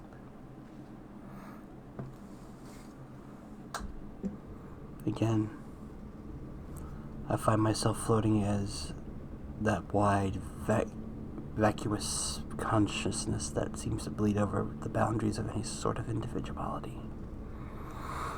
I don't panic this time. I'm used to the feeling, knowing that it's just a dream, that it will pass. I also sense that other presence above me, even wider than I am. They've been following me around since I got on that ship. Knowing that someone else is there calms me further. I wait, wondering if they'll talk to me again. They do. I am still curious. I try to talk back this time, ask them what they're curious about exactly, but I don't have a mouth to speak with. They seem to hear me, though, and in response I sense a gentle amusement mixed with fascination. Many, many things, but once again, I'm afraid I have to keep it short. I wait expectantly. Do you feel that Amicus would be capable of his duties as Emperor of Adastra? Oh, boy. This is a tough decision. On the one hand, I think he would be a fantastic emperor.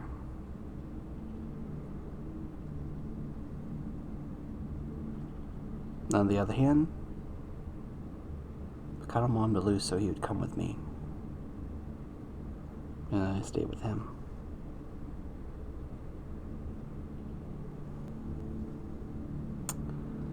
We're gonna have to go with yes. How interesting. The presence above me starts to dissipate, and so do I.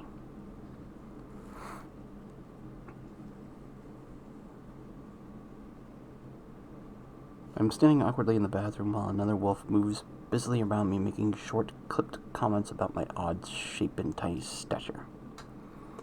He's the first wolf I've seen that isn't part of the imperial family, so I try not to stare at him while he turns my head left and right, smudging a black substance on my face as he does. Meanwhile, Amicus stands behind us, his face showing a mixture of amusement and concern. I raise an eyebrow at him through the mirror, but he just shrugs in response. Do not move your face, please. I look straight ahead, letting him smudge the black makeup on my face, still not trying to stare. He's hunched and droopy, wearing some type of monocle with flashing lights. The lens sticks out every now and then with a mechanical droning sound as he examines his work. Also, I'm in a dress. There's no getting around it. I'm in a blue, tight-fitting gown that's covered in intricate gold designs. It's beautiful, no doubt, but I'm not really one for dresses. I feel my face heating up with embarrassment every time I look into the mirror. So instead of focus at staring at the wall or Amicus, I'd be staring at Amicus the entire time, like, hey, baby. So why aren't you getting dressed up? Do not speak, please. Me? Well, I'm already dressed for the part of the Emperor. Amicus fans out his cape with both paws. I roll my eyes, but stop myself before the wolf can yell at me again. I realize that he's painting black stripes on my face, and it immediately reminds me of tiger stripes. After that he's done, he does the same to the exposed part on my arms. Remember not to touch or itch at your face. Also keep your arms away from your body unless you want to ruin the fabric with powder. Wolf finally steps back, giving me a snort of approval before turning and stuffing his equipment into his bag. Thank you. You're welcome. With that, the old wolf hurries out of the bathroom, leaving the two of us alone. I stand there a moment, staring at myself in the mirror, feeling like a circus attraction. I look awful. He steps up quickly, resting a paw on my shoulder. You look very good, actually. Very elegant. Stare up at the wolf and see him smiling at me. I don't know if he's just trying to make me feel better, but then again, I suppose wolves don't have any idea what human beauty standards are. Look at the black stripes on my face. Are these tiger stripes? Amicus raises his eyebrows. Yes, actually. You have tigers on Earth? Yeah, is this, okay with them, not offensive? It looks like a joke. Offensive? Why would it be offensive? We're honoring Mira with this dance. If you're sure. Of course I am. And you don't look like a joke. You look like a strong, beautiful Hindo tigress. Oh, so she was a tigress. Okay, cool. I sigh again, still awkwardly holding my arms away from the dress, feeling stiff. When does this all start? Well, for me in about 20 minutes, but for you, another hour or so. Alright, anything I should expect before it starts? Not much. The triumvirates will be watching through a video link, so only Kato will be there to judge. Oh. Keep in mind that it'll all be televised live to the red of Adastra, so... He sees the look on my face. Maybe I shouldn't have told you that. All of Adastra? Live? Don't worry. No one will actually be there in person, so just pretend, I guess. Why did you just tell me that? Well, I had planned on you watching the first half of the trial in the dining room. You'll know how everything is going until it's your turn. Oh. I didn't mean to keep that from you. I just thought you might know this would be the case. The entire moon pays very close attention to these trials. And he's right, I guess I did assume that it would be the case, but now that it's actually happening, I feel like I'm going to pass out. Maybe I'll get lucky and it'll happen, and when Mira dies during the dance. Listen, you'll be fine. We'll win this, and before you know it, I'll be Emperor, and our problems will be over. Again, the idea of having my home all but guaranteed in the next hour, it reminds me of the thoughts I had last night. So, when I do get home, is this going to be the last time I'll see you? The corners of the Amicus's mouth twitched down to frown, but only for a moment before he smiles again. Well, I suppose that's up to you. With unlimited access to the stretch, I might be able to make visits every now and then. Would you like that? Fuck yes. I don't even have to think about it. Yeah. Amicus smiles, widens. I would as well. I mean, you're my friend, and I want to hear about the results of your empire. Then Amicus smiles, falters, and turns into a frown. What? Wolf was quiet for a moment, then his ears flatten. I forgot the reason you're here in the first place. For a moment, I don't know what he's talking about. Then I do. We're not even supposed to know each other exists. This whole thing is against the law. Oh. So I guess we wouldn't be able to do that, huh? Amicus bites his lip, then shakes his head. We'll figure it out, but now is not the time for that. We have a trial to win. Amicus turns to me after a little hesitation, pulls me into a quick side hug, avoiding the black powder on my arm. We'll talk more afterwards over a celebratory dinner, alright? The absolute confidence and reassurance in his voice calms me just a little, and I manage a small smile. Alright. Good, and a little more celebration after that, if you get my meaning. I had almost forgotten about that. Amicus. If you want. Amicus chuckles a bit. His ears perk up, his personal calm talking to him in a quiet, babbling sound. Alright, that's my cue. Head to the dining room if you like to watch. Otherwise, Calm will tell you when to leave for the throne room. Okay, alright?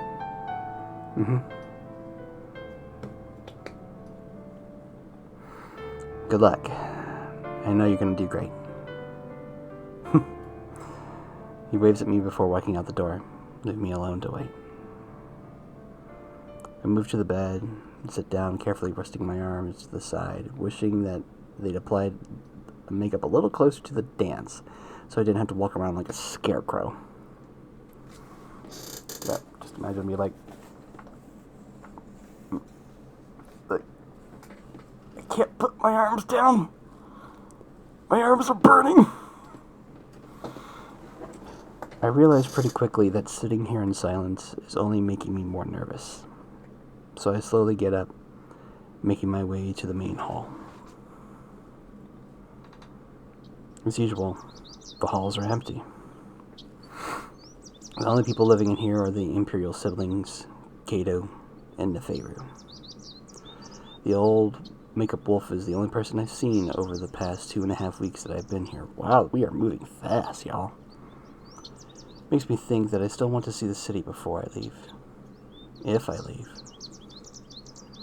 I block that thought from my brain, try not to think what might happen if these trials go poorly for us. Instead, I tried to let the bright sunshine and the fresh morning air calm my nerves.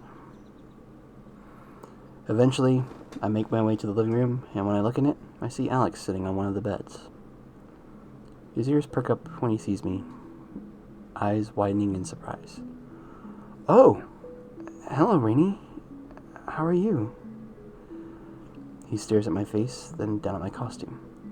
I feel myself turning red as I desperately wish I had stayed in Amicus's room.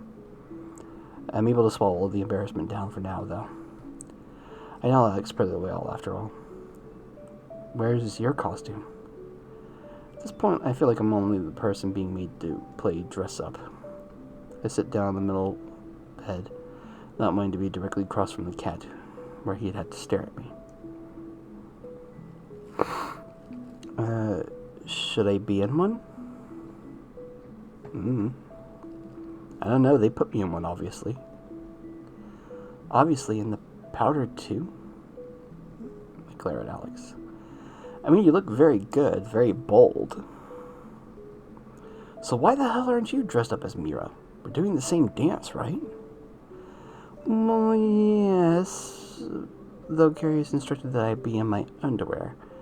Actually, I think I prefer your situation. Sure. Seriously, you think I want all of Adastra to see my naked torso? He hugs himself, shuddering. So embarrassing. I sigh and sit back on the bed, only now noticing that Cassius is on the screen, playing some sort of brass instrument that looks vaguely in the shape of a French horn.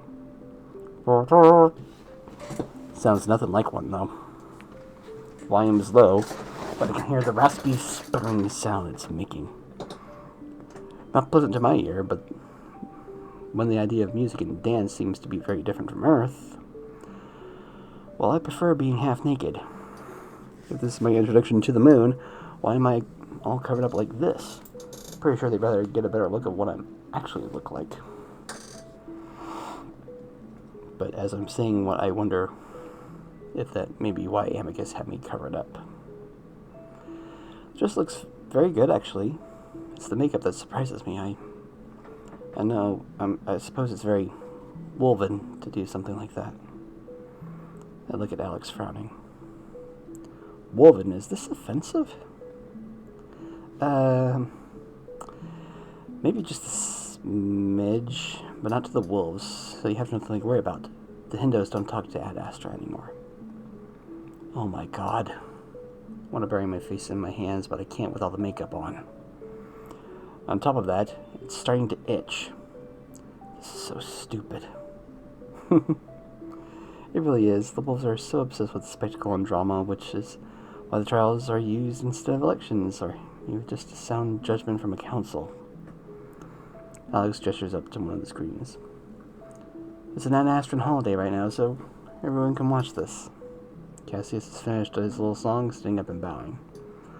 Along the right edge of the screen, 5 little boxes pop up, each one containing faces of 3 wolves sitting solemnly side by side. Though in a way, people are having a role in choosing their emperor here, with their elective triumvirates making the decision, but I don't understand why song and dance should apply. So why would Cassius and Amicus campaign if they're going to be chosen through these trials?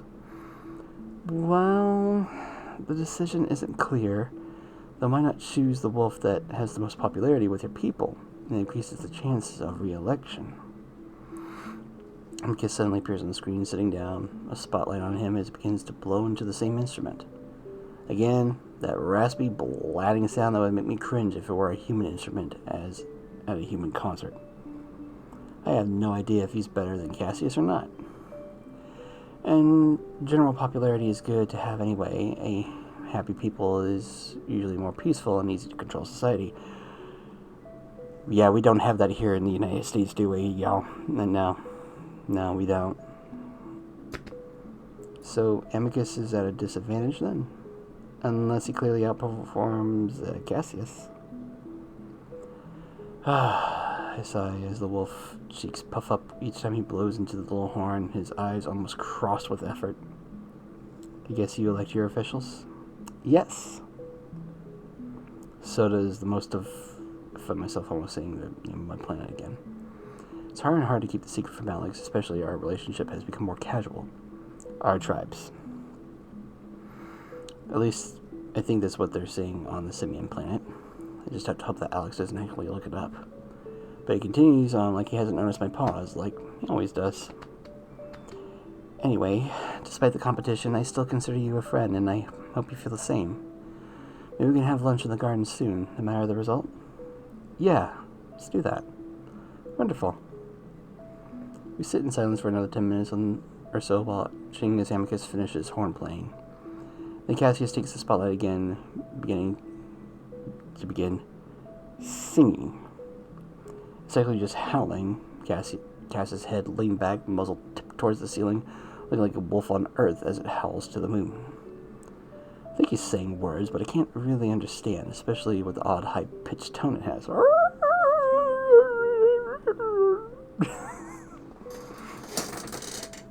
Meanwhile, a little gauge pops up in the bottom screen, a needle going back and forth with the pitch of the howl.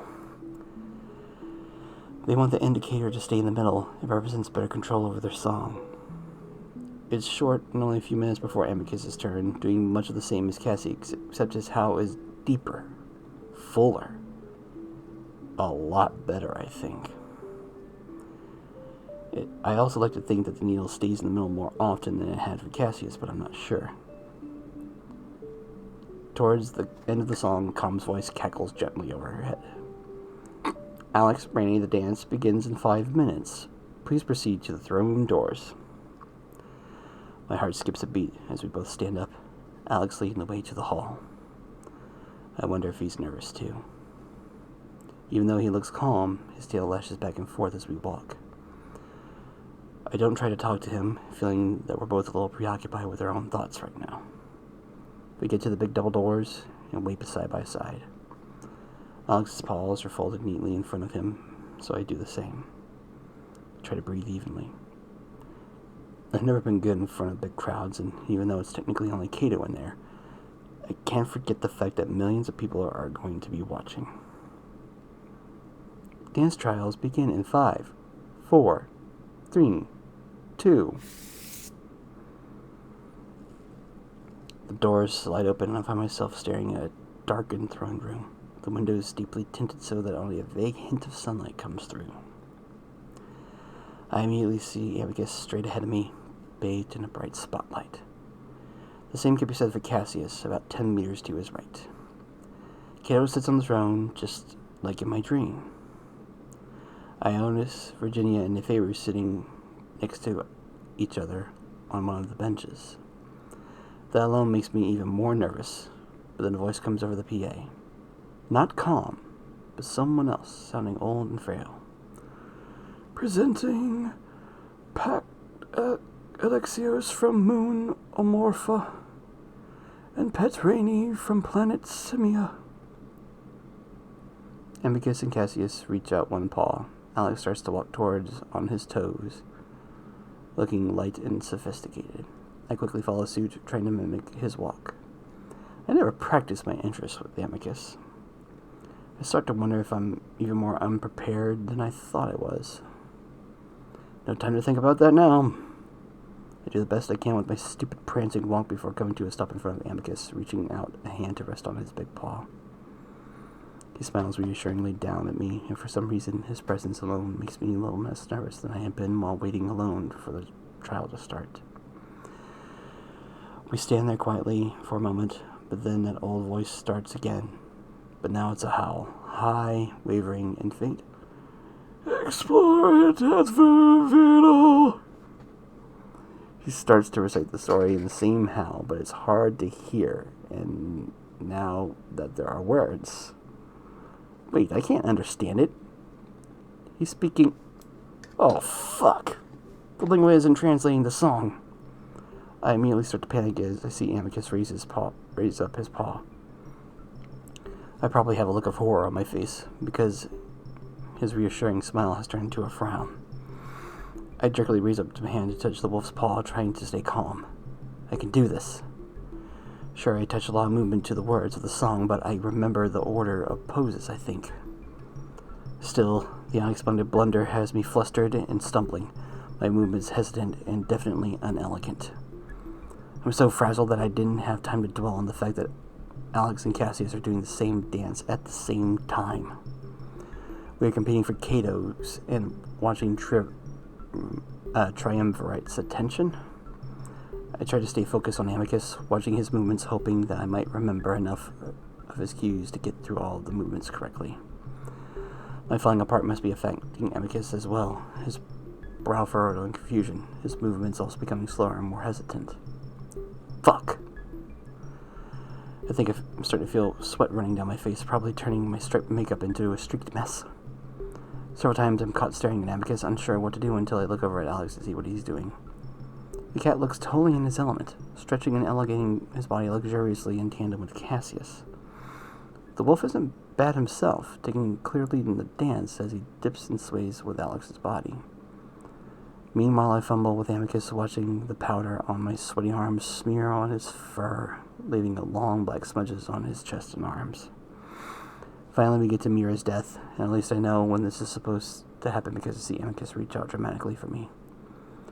This is the only moment in the entire dance I feel confident in what I'm doing, and I put everything into my swoon, but so does Alex.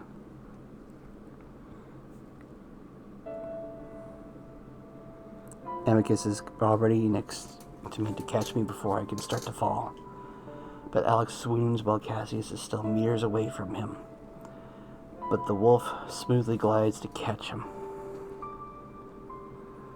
Alex lays there in Cassius's arms, splayed out dramatically, looking somehow serene and distressed at the same time. The spotlight almost makes the pair glitter. Even I feel there's a good deal of chemistry between the two of them. There had been a small but definite hope on my end that Alex might help us out here, maybe throw the dance in favor with the fall or a stumble.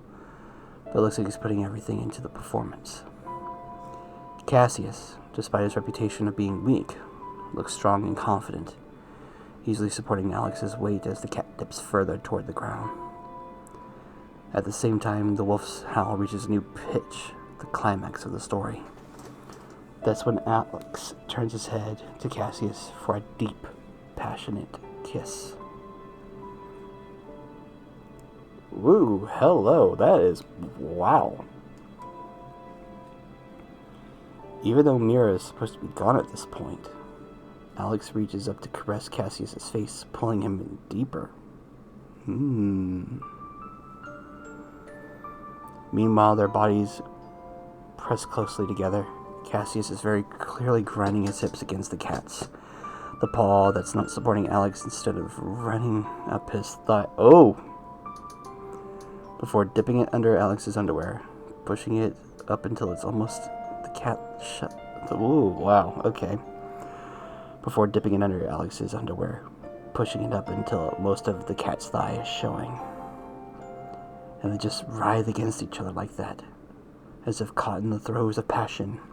The movement of their muzzles telling me that a lot is going on past those lips. The entire act stuns me, almost making me forget about the disaster that our own dance had been. Cassius turns, carrying Alex with him as he faces them in the other direction, never breaking the kiss. In fact, their groping and grinding getting even more intense. Oh, damn. They're actively having sex on the floor. He's giving everyone a good view of what's happening. The whole idea of the dance is to capture attention and make the story and feelings believable. Well, I believe him. But to believe there's a lot more going between the two than I originally thought. That might explain why Alex wouldn't want to hurt Cassius's chances of being emperor. Maybe my hopes that Alex would help us were completely naive. And I was suddenly snapped back to reality as I hear Amicus grunt above me. I've been so enamored with Cassius and Alex's kiss that I have forgotten our own. Seeing a preview of what I might have to do with Amicus, though, I blush, steeling myself. Getting ready as the wolf starts to lean down towards me, his lips puckered up slightly. I ready my own. But then suddenly Amicus turns his head to the side slightly, landing a kiss on my cheek instead. It's soft and fleeting before I know it. Amicus is pulled back before lowering me down the cold marble below. I recognize the word Adastra in the howl before everything goes quiet. I hear Alex getting up a few feet away, so I do the same. Amicus quickly hurrying over to help me up in my dress. It's only then I see the various drones floating above us, the attached lenses making me realize that they're cameras. I quickly duck my head down, not wanting people to see the smeared offensive makeup on my face. Amicus holds me close to his side, not saying anything, thankfully. Cassius continues to look straight ahead, and I can see Alex glancing at us, looking confused. Then comes voice. The triumvirates have made their decisions. Lupus, Cassius, Adrote, Cassius, Lux, Cassius, Gaby, Cassius, Tricelli, Cassius, Adastra. The camera drone swivels to focus on Cato. He shifts on the drum before grunting out his answer. Cassius. The trial has been decided. Cassius is the victor. The moment of stunned silence, and the windows untinted and the camera drones lazily drift away into the ceiling in some sort of ceiling compartment. I'm left standing there, looking around at the others. Cato is walking down the steps in the throne in the direction of Cassius. Meanwhile, Virginia is whispering to Neferu behind a fan she's casually waving into her face. Cassius is petting Alex's head, murmuring to him under his breath. Finally, Amicus stands awkwardly to my side, not even looking at me. His paws behind his back and his eyes on Cato. I realize again how stupid I look. Can I go change? I mumble to Amicus, keeping my voice low like everyone else, as if we were in a library or something. Sure, do you want? I don't let him finish. I'm walking as fast as I can to the double doors, knowing that everyone's eyes are on my back as I pause to touch the black panel. Once I'm in the main hall, I'm able to breathe a little easier, starting to feel the anger come up through the absolute humiliation. I know what I'm angry at. Not Amicus, even though he maybe should have had an idea that the howls don't translate. Not Cato or the triumvirates. They made the right decision. I had been a complete disaster out there. I guess I'm just mad at this whole situation. That the responsibility of getting home rests on me just as much as the guy that got me here in the first place. It isn't fair. So I guess I'm pissed at Amicus in a way. But the anger is a lot broader than that. I'm angry at the entire situation. I go straight to the bathroom, roughly trying to yank off the stupid dress. It's tight around my neck, and I spend the next minute doing an awkward dance trying to find the buttons on the back so I can loosen it. Eventually, I just rip it off before wriggling out of the dress and feeling a little guilty, only after I see the beautiful fabric crumpled up on the ground. I stand there breathing heavily, sweaty and hot. I look in the mirror and I'm a little surprised to see that the makeup is still mostly intact on my face. Which reminds me, I'm also pissed that the first time I get paraded out to the public in a racist costume and mask. I get in the shower, letting the hot water run over my face, feeling a little better now that I'm alone with my thoughts and out of the tight dress. Still, my mood is a bit dark. I guess I can actually start to consider that I might be living here forever. While my mind initially rejects the idea, I guess it's not the worst fate. At least I'll be living in a palace with Amicus, and I know he'd take care of me. At least I think he would. Maybe this whole pet thing is temporary, and if he loses the trial, he'll just throw me out to the trash, maybe kill me like he'd once mentioned on the ship. Under my gloomy contemplations, though, I know that's not the case. He wouldn't do that. But I can't promise myself that promise myself that I'd be able to keep friendly with him if things really do go south. He told me this would be easy so many times. Even if the lingua hadn't messed up, I doubt we would have still won. After a good half hour, I finally get out of the shower. I stand in front of the fans for a bit, enjoying the way it whips my hair around before I pick up some underwear off the hook and tie it on. Pretty fast at doing that now, not even having to think about it. Finally, I open the door. The cold air rushes in and it's refreshing after such a hot shower. But I'm immediately treated to the side of Amicus walking away from the door. probably in the middle of pacing. He immediately turns around to the sound, though, his eyes wide. Hey, Rainy, how are you? Great. Walk over to the dresser, opening one that's full of children's robes. Really? Sure. I hear Amicus huff behind me. Please, I don't want to deal with that mood of yours right now. I just want to talk. That's fair, but him telling me to stop sulking is making me sulkier. You know, I would have loved to just talk like a week ago about this stupid trial. Imagine how much more it would have gone, much better it would have gone if I had actually memorized the dance rather than just following cues from you and the song. I whip out a robe. Which, by the way, isn't a song. You always make fun of Earthlings in our primitive ways, but at least we actually have a variety of music. Oh, and we can actually sing, not like those creepy howling sounds that sound like you're dying. Amicus frowns at me, his ears flat. You're upset. No! What made you think that? Ooh. Fuck you. No, what made you think that? Stop it, Rainy. I'm just as upset and disappointed as you probably are. Was it the cameras? Maybe Kato made you nervous? What happened? I'm quiet for a moment and I start tying on my robe. Then suddenly Amicus reaches out a paw, grabbing my right hand and yanking it away from my clothing. What happened to your paw? I look up and see the wolf staring at the palm side of my hand with wide eyes before turning it this way and that. What? Your skin, it's bunching up. Are you having a reaction to the powder? I stare at him before pulling my hand away to look at my pretty fingers. No, it's just in the shower too long. My skin does that when I'm wet for a long time. I never noticed that before. You take short showers. The wolf frowns at me, then snatches my hand up again to stare at the fingers in fascination, even as I try to yank it back.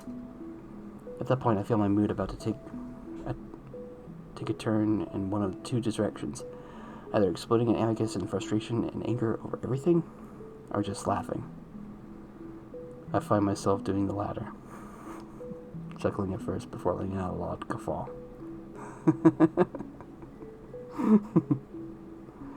Amicus gives me a strange look, finally letting me go. Are you sure you're alright? You're worrying me.